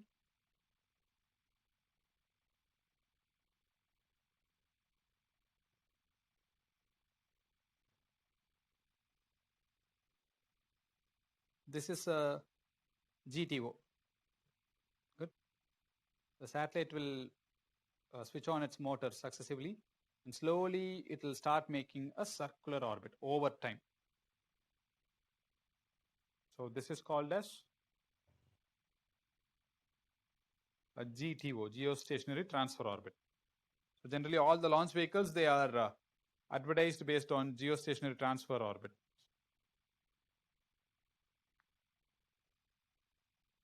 Clear? So in this case, what you have to note down is the apoapsis point. The farthest position will be 36,000 kilometers from Earth. That's point number one. And the second thing, it is basically intermediate orbit. Intermediate or buffer orbit.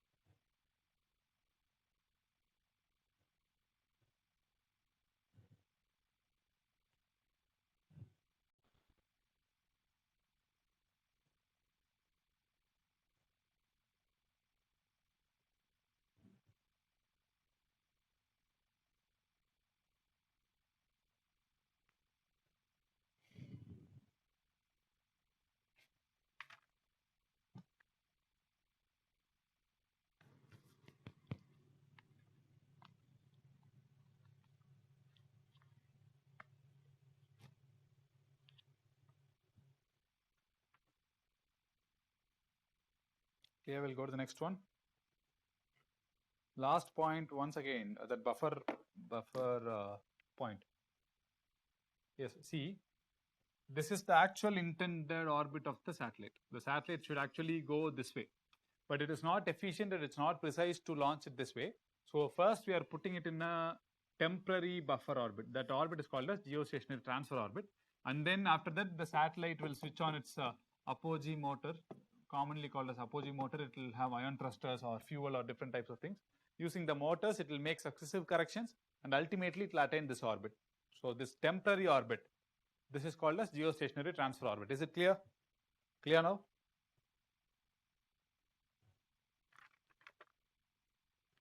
Yes. Okay. This shows the International Space Station at low Earth orbit. Then we have all the navigation satellites like Beidou, GLONASS, Galileo, GPS in medium Earth orbit, and then communication satellites in geostationary orbit. Starting from Earth, this is the band generally. Good. Coming to India's space program.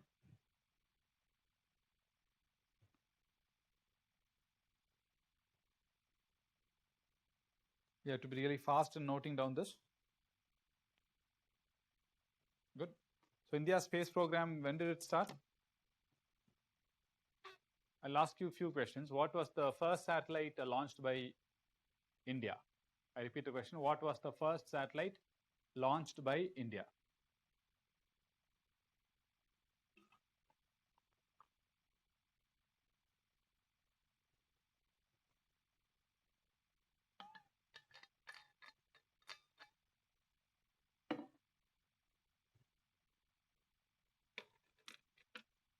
Archana says Aryabhatta. Anyone else?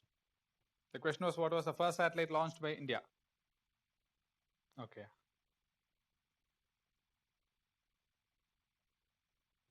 Sri Lakshmi, SIA, Archana, everyone says Aryabhatta. Okay.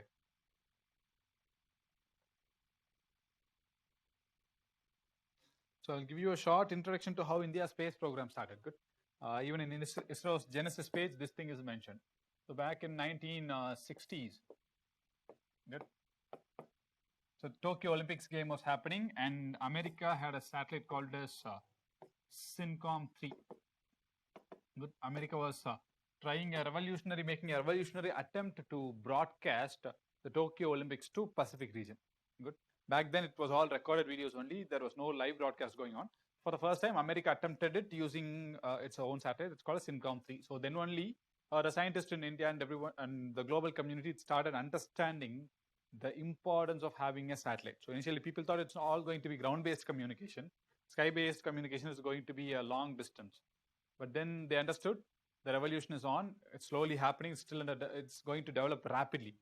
And then only India started understanding the importance of having its own space facility, because we had more energy needs. We have set up Department of Atomic Energy initially after the independence. In early days, we set up Department of Atomic Energy. We started constructing this Apsara Tarapur power station and everything, because we had more need for electrical energy. We didn't think much about a satellite system. Good.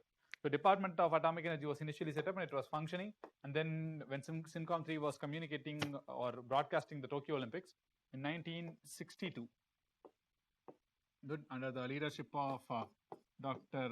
Vikram Sarabhai.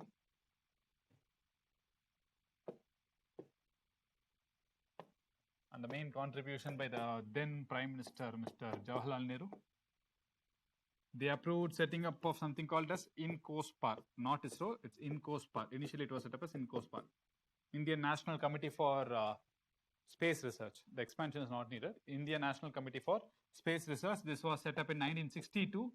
Understand, this was under Department of Atomic Energy. So initially, we set it up under Department of Atomic Energy. We didn't have a individual unit for Department of Space. Good. For the question which I asked, which is the first satellite launched by India, it was not Aryabhatta, because Aryabhatta was the first satellite built by India. It was not the first satellite launched by India. Good. So in 1962, the INCOSPAR was set up, and then in 1972, the Department of Space was set up, and then slowly ISRO was evolving. And then in 1975, we built a satellite called as Aryabhatta. The people are correct. The first satellite of India was Aryabhatta, but it was not the first satellite launched by India because we didn't have the launch facility. We could build only the payload. We could build only the spacecraft, but we did not have launch capacity. It was launched using a spacecraft or a launch vehicle from USSR. The USSR launch vehicle launched the Aryabhatta. Good. So, 5 years later, in 1980, we had our own satellite launch vehicle and we launched the satellite called as Rohini. Rohini is a remote sensing satellite. It was launched using Satellite Launch Vehicle 3 in 1980. This was India's first indigenously built satellite and indigenous launch vehicle. Good. I think this much introduction is enough.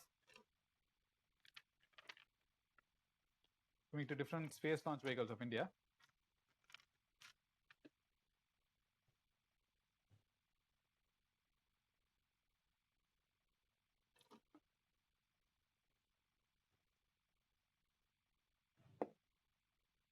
These are different launch vehicles of India, starting from SLV-3, ASLV, PSLV, GSLV, and there are a few more. So we are going to classify it in a different way.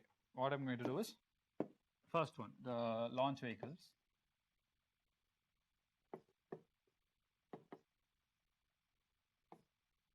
First, the legacy ones, that is retired ones. We have Satellite Launch Vehicle 3 and then Augmented Satellite Launch Vehicle. Good.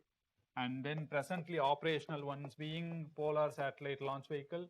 Then we have Geosynchronous Satellite Launch Vehicle Mark II. And then we have Geosynchronous Satellite Launch Vehicle Mark III. Then we have Sounding Rocket Program.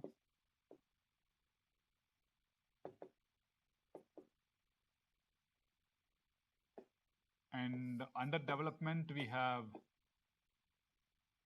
scramjet engine and reusable launch vehicle, technology demonstrator, and then we have small satellite launch vehicles. So these are currently under development. We'll be reading about these individually.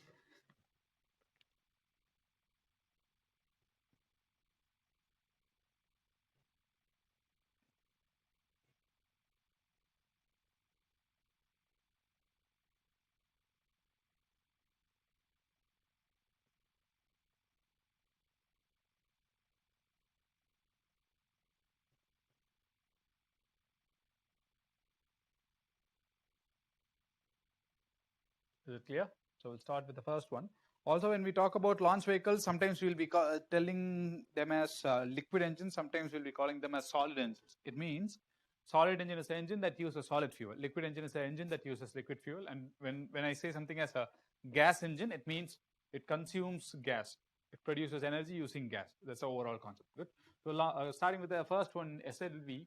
This was the first satellite launch vehicle of India, and it's a all solid engine. So which means all the 4 stages, 1, 2, 3, 4, all the 4 stages. It had 4 stages. Oh, wait, before you start this, I'll just give you some basic rocket fuels that is used. You write the abbreviation so that it will be easy for you. Good. So the first one being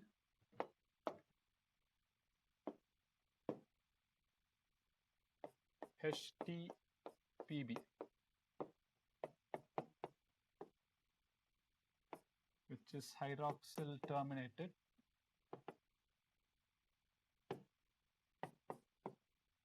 polybutadiene.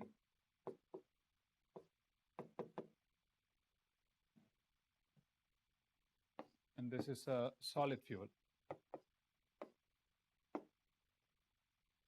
Then there is a fuel combination UDMH plus N2O4.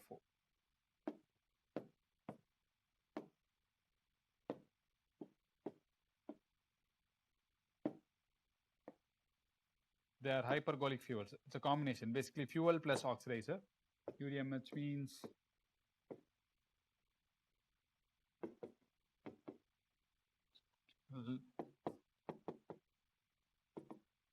dimethyl hydrazine plus we have nitrogen tetroxide.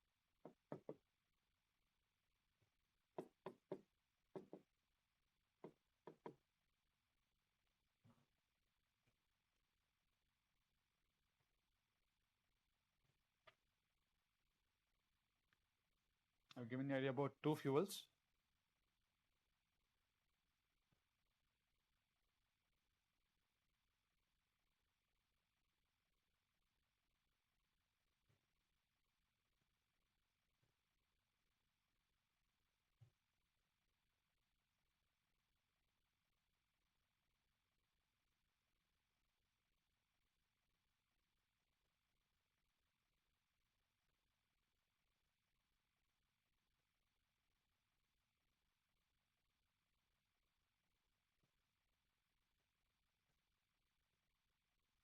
Good. You can classify them as hypergolic fuel. This is a hypergolic fuel. In this case, anything that contains oxygen, it is an oxidizer. This is a fuel. So unsymmetrical dimethyl hydrazine is a fuel, and this is an oxidizer. Good. Then we have one more. I'm clearing this. Then we have one more type of fuel that is used by ISRO, that is MMH plus MON3. Again, this is a hypergolic combination. The first one being fuel.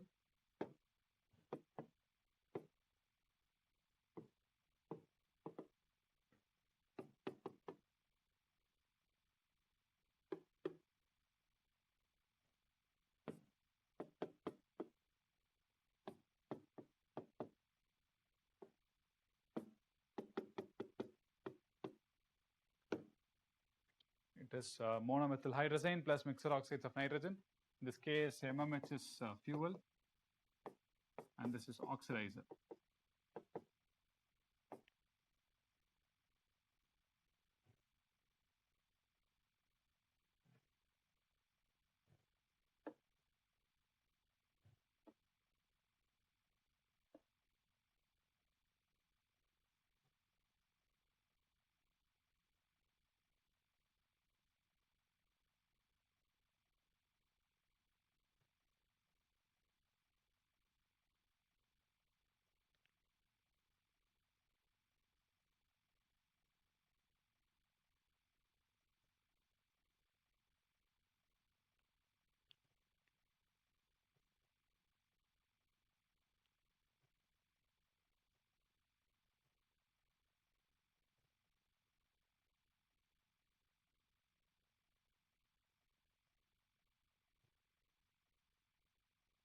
Liquid or gaseous, both of them are liquids. This is also a liquid fuel. Monomethyl hydrazine, UDMH, all of them are liquid fuels. They're generally used in liquid engines. Good.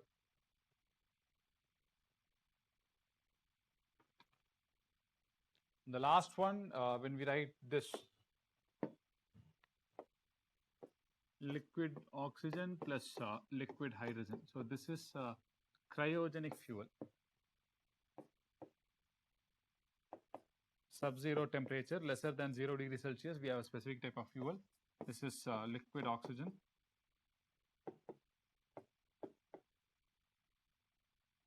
And this is liquid hydrogen. This is also hypergolic in nature.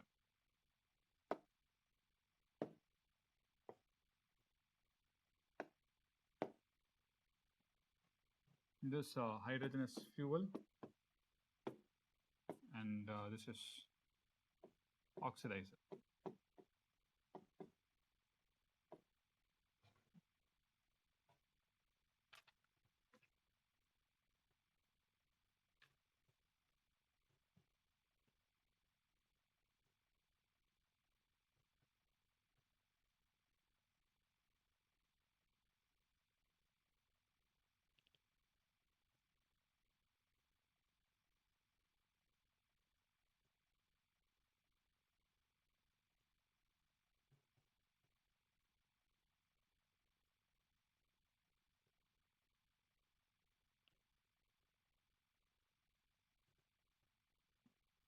Clear?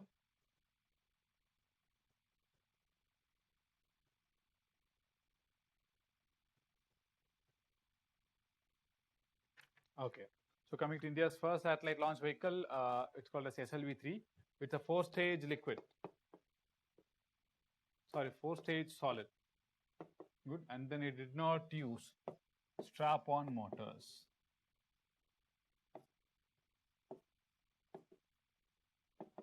And lift-off capacity, it was close to say 40 kilogram that could be carried to low Earth orbit. So which means the capacity was much lesser. Imagine carrying a 40 kilogram load to a low Earth orbit. So that was the capacity of our first launch vehicles initially when they were there. Roughly note down. All these are legacy. Coming to the next one, ASLV, that is Augmented Satellite Launch Vehicle. SLV3 is retired now. Then we have ASLV, Augmented Satellite Launch Vehicle.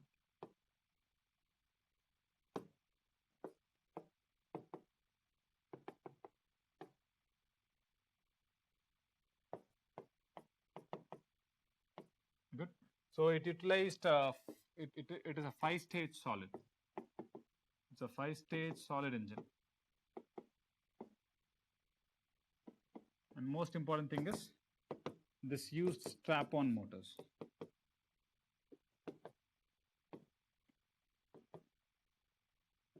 Basically, they are additional thrusters.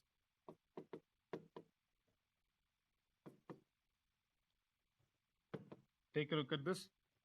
We have additional capsules here. So these are called as strap-on motors, colloquially called as boosters.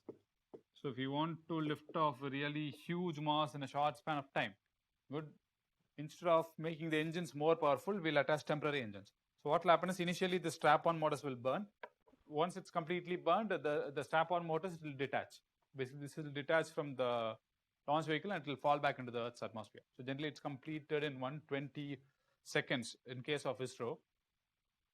A good example is given here. This flight is called as Fat Albert. This is by US Air Force. So it's going to take off on a really short runway with a heavy cargo. So I'm repeating, a short runway with a heavy cargo. So the 4 engines, they are not sufficient to produce the amount of thrust. So what they do is they attach additional jets. But they provide additional thrust. Once it's over, the speed is attained and then rest of the things will be taken care by the 4 engines present on the flight. This technique is called as jet assisted takeoff, JATO. A familiar technique, especially handy when it's a short runway and a heavy cargo. Good. So this process is called as JATO, jet assisted takeoff. So similarly, if you are going to use the jet assisted takeoff for a space launch vehicle, it is called as strap-on motors. Good.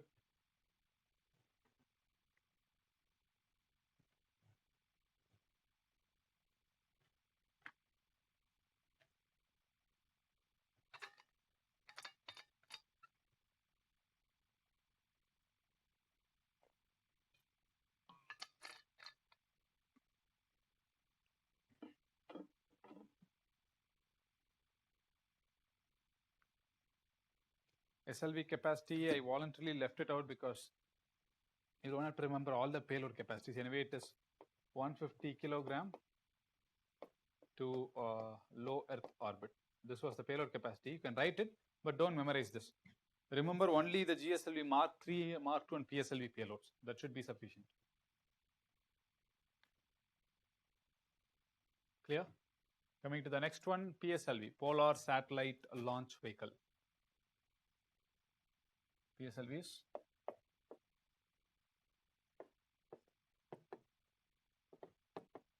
Polar Satellite Launch Vehicle, integrated in 1994, and is considered to be the most versatile workhorse of ISRO.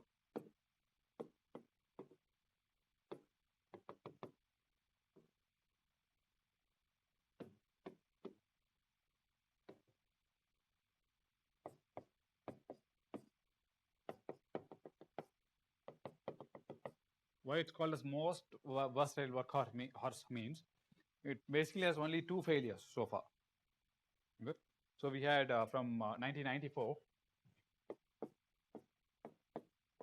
till 2017. Good.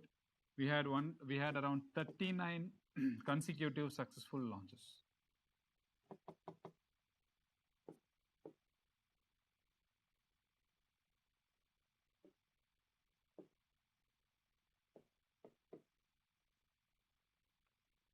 It was a PSLV developmental flight, which was a failure, and then it was PSLV C39. The data is not needed.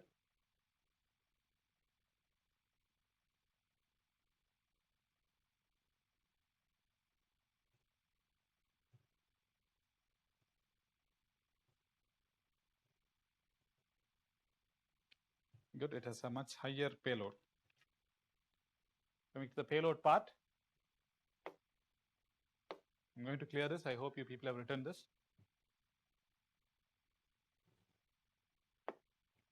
For a sun-synchronous polar orbit, it could lift off up to 1750 kilogram, and for sub-GTO orbit, it could carry up to 1425 kilogram. Just roughly remember this, don't memorize the data. The most important part is the different parts that's used by PSLV.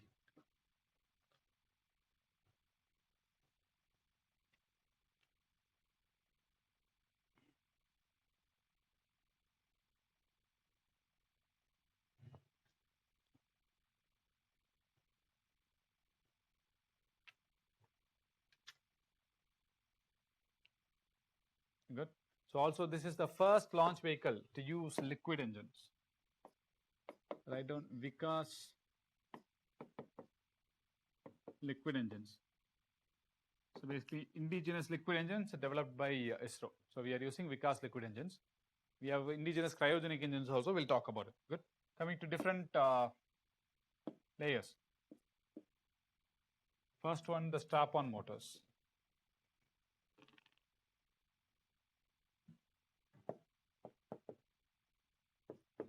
Strap-on motors, they generally use HTPB.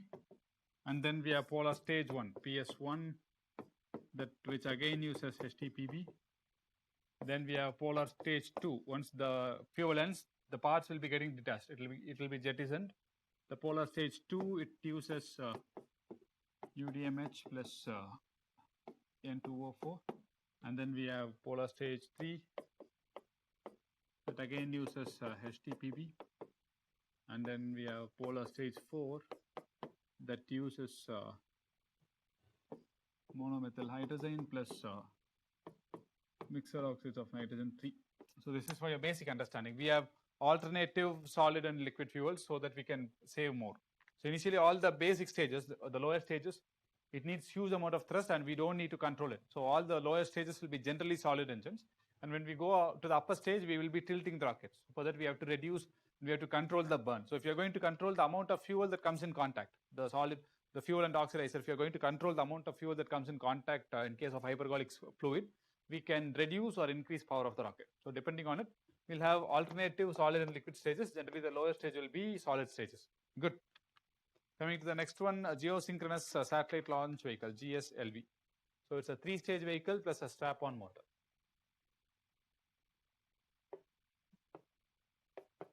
It has 3-stage plus strap-on motors. But understand, having lesser number of stages doesn't mean it is less powerful.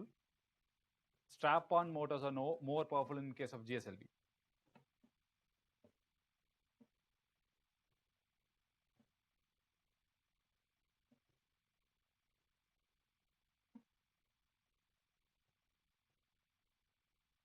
Good. Coming to this is GSLV Mark II, geosynchronous satellite launch vehicle. If you want expansion,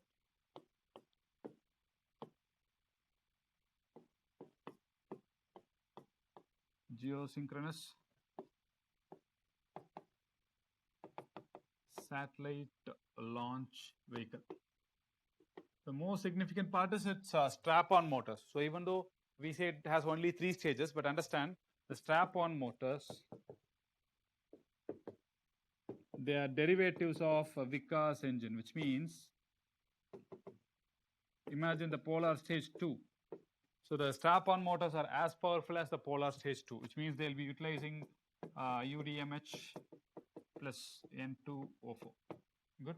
The strap-on motors are powerful. Coming to the stage 1, that is generally called as GS1. GS1, it uses HTPB, which means it uses solid motor. You note on these two, then we'll go to GS2 and 3.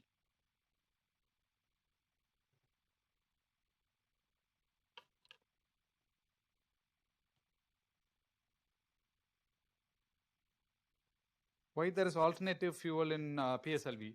Archana ma'am, see here, the earth is here and the atmosphere is here. The lower layer of atmosphere is thicker, which means we need to burn more fuel so that we can just pass the lower layer of the atmosphere, we can attain enough speed. That is the overall purpose, which means you're not trying to control the fuel, you just want it to ignite and give as much as energy. So in those cases, the lower stages are generally powered by solid, so that it gives a large amount of energy. So once it goes to the upper stage will be making gravity turn and everything, and at that point of time we'll be utilizing the liquid engines. So the liquid engines are less costly and more efficient, which means it could travel to a longer distance compared to HTPB. So you can write down solid motors, more powerful, less burn-in time. Wherein liquid motors, prolonged burning time. So for these reasons, we will be alternatively using solid and liquids. Is it clear?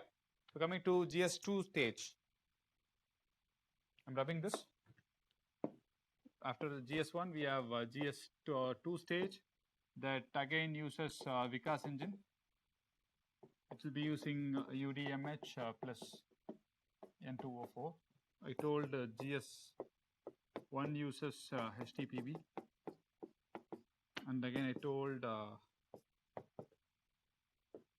strap-on uses UDMH plus N2O4. The main reason for saying this is there is something called as cryogenic upper stage. Very important. Cryogenic upper stage. The engine is called as CE 7.5 and it utilizes liquid oxides plus liquid hydrogen. I'll tell you what is meant by cryogenic engine. You can just note down once.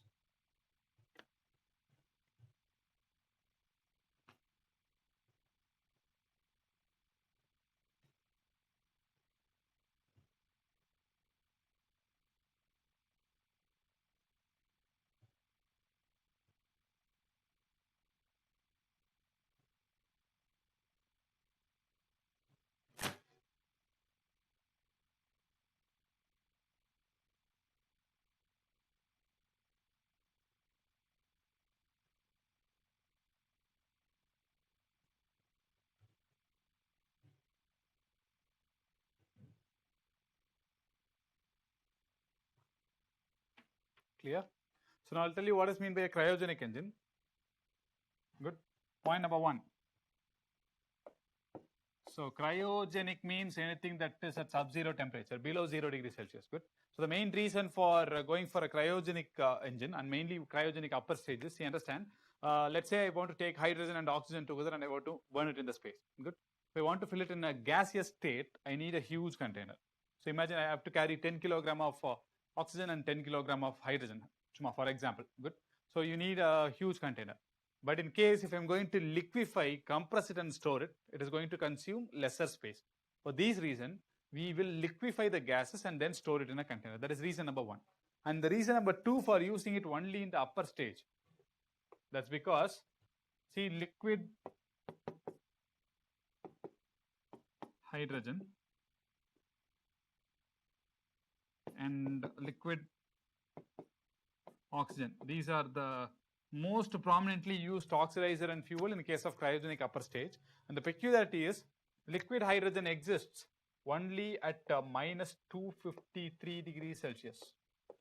Don't write it as a hyphen, it is minus 253 degrees Celsius. In case of hydrogen, it exists as liquid only in minus 183 degrees Celsius. So what will happen is, to liquefy the oxygen and to liquefy the hydrogen, we have to subject it to highly lesser temperature. Good. So when do we have this temperature? It is going to stay liquid. Once it crosses the temperature, let's say it's going to 252 degrees Celsius, then it's going to become gas again. When it reaches minus 182 degrees Celsius, the oxygen is going to become gas again. So we maintain it in liquid condition and we ignite it only in the upper stage. The main reason is, see, understand, Earth has atmosphere and then we have troposphere, stratosphere, mesosphere, ionotropo, exo, everything. Once you cross the Earth's atmosphere, there will be sub-zero temperature, which means it is easier to ignite the liquid oxygen and liquid hydrogen.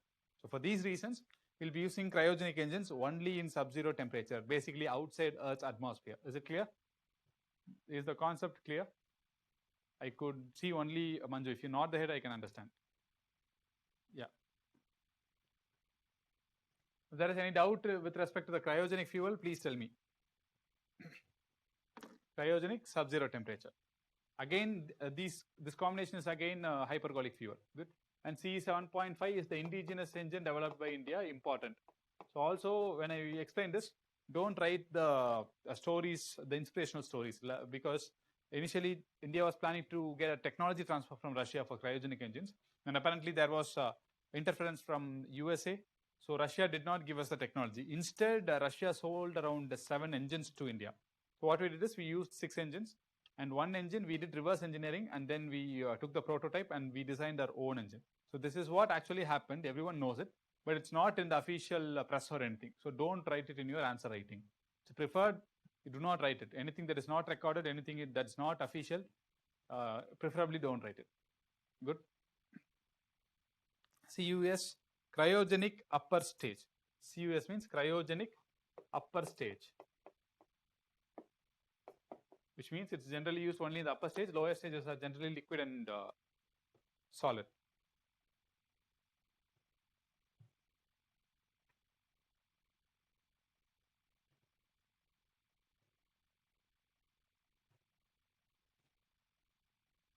Good. So coming to GSLV Mark II, liftoff capacity, it's easier to remember. For geostationary transfer orbit, it could carry up to 2,500 kilogram, and for low Earth orbit, it could carry up to 5,000 kilogram. 5,000 divided by 2, you can remember. Good. Coming to the next one, that is GSLV Mark III. Why do we use Vikas engine as strap-on motors in GSLV? Because we want to make it more efficient. Generally, GSLV is used for long distance launch vehicles. Generally, we want to put a satellite in a much longer distance, then we use GSLV. So for this reason, we don't want to spend much fuel in the beginning itself. We'll be using GSLV. In the ground state, it will be having liquid engines, mainly because we want to remain efficient. Also understand, it's not only the strap-on motor that is burning. Along with it, the stage one will also burn. So they burn together. Good. Coming to the next one, GSLV Mark III, sometimes codenamed in newspapers as the Bahubali of Indian launch vehicles, because it's stout, but it's thick, because it's generally used for long distance space travels. Good. So it has strap-ons and only 2 stages. It has 2 stage, plus it has strap-on motors. Good. Coming to the main component, there is a strap-on motors. As I told you, strap-on motors are for providing a large amount of initial thrust. In this case, the interesting factor is, even though it appears stout, these strap-on motors, they could provide, each strap-on motor has around 200 tons of HTPB.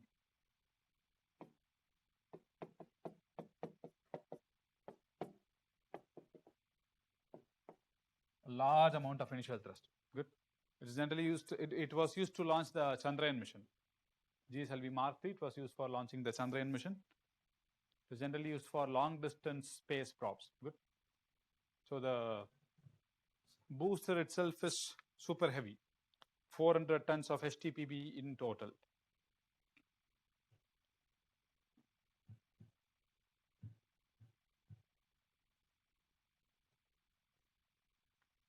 Good. So, and ISRO specifically mentioned the engine is called as S200. So generally, when it comes to engine names, the prefix S means solid, the prefix L means liquid, and CE means cryogenic engine. Good. So the next one, that is GS stage 2. Sorry, the GS stage 1 in this case, it uses Vikas engine, codenamed as L110. It will be using UDMH plus N2O4. Again, it has one cryogenic upper stage, CUS. And importantly, the engine's name is different. It is called a CE20, not CE7.5. It's called a CE20. And again, it uses liquid oxygen plus liquid hydrogen. Is it clear? Yes. This is the one that's called as GSLV Fat Boy.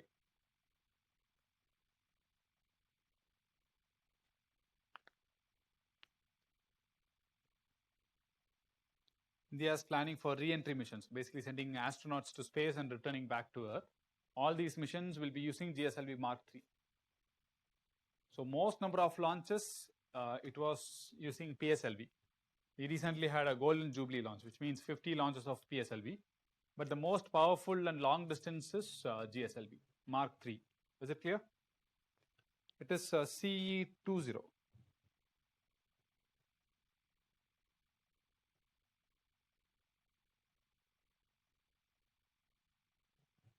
Not 2.0, it is CE20.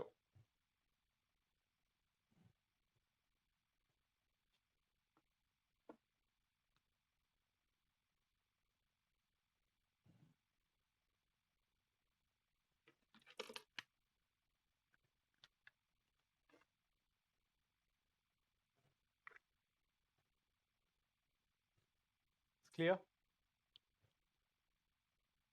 Okay.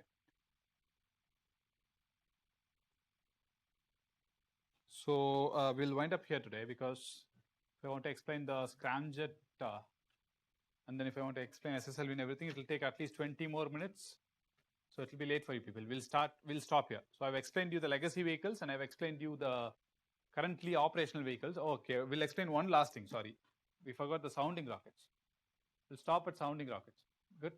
So sounding rockets are simple. To sound means to measure. I hope people didn't leave. 22, already 3 people left. Okay.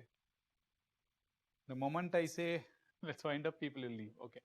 See, sounding rocket is basically to probe the atmosphere.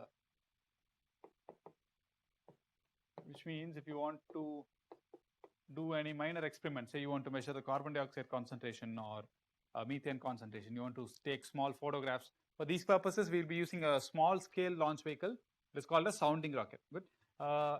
It is called as RH series. That is Rohini series in case of India.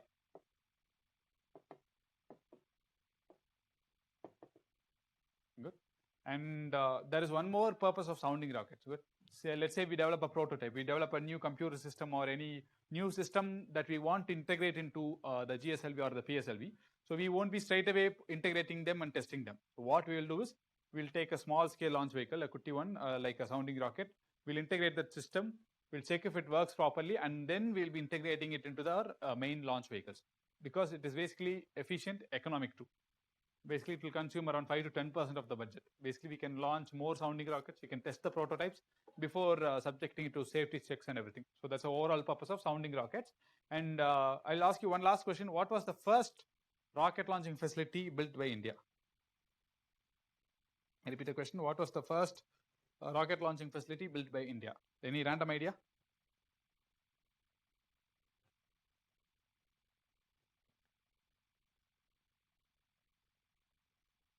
Sriharikota?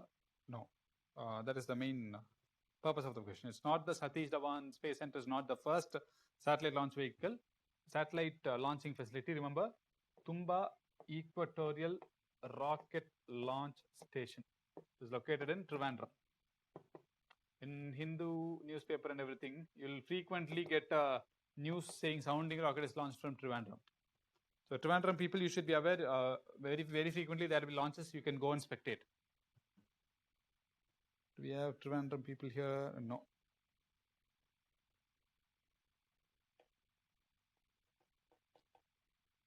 So this was the first launch facility built in India. And many sounding rockets, they are generally launched from Tumba Equatorial Rocket Launch Station because sounding rockets, they do not cross more than 100 or 200 kilometers, which means it's much safer. It is tilted towards the west and it falls into Arabian Sea. Sriharikota also launches sounding rockets. It's different, but I'm saying most of them. The next time, if you see there is a rocket launch from Trivandrum, it means it's a sounding rocket, a small scale rocket. Clear? Okay, we'll stop here.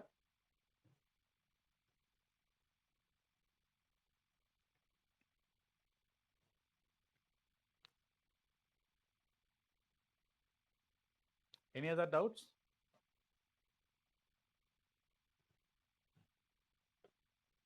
You can drop a message, other people can leave. If any people have doubts, you can drop a message, rest of them you can leave. I'll see you in the next class. Thank you very much. Any doubts? Use of sounding rocket is basically to test prototypes. To do small scale measurements in the atmosphere. These are some of the uses. Clear?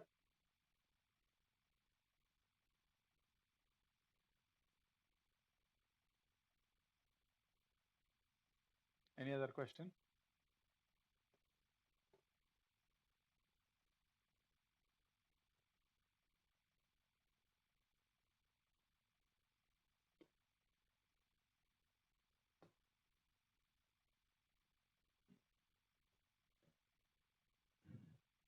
Once again, the use of sounding rockets. Okay. The first thing, it is for probing upper atmosphere, P-R-O-B-I-N-G, probing, measuring anything in the upper atmosphere. That is the first general use. And the second thing, it is for testing new prototypes before integrating into main launch vehicle. I'll repeat the point. It is used for testing new prototypes and systems before integrating them into main launch vehicles. Additionally, it's for probing upper atmosphere. Is it clear? Can we wind up? Okay then. We'll see you. Thank you. Recording stop பண்ணிடலாம். Yeah, end பண்ணிடலாம்.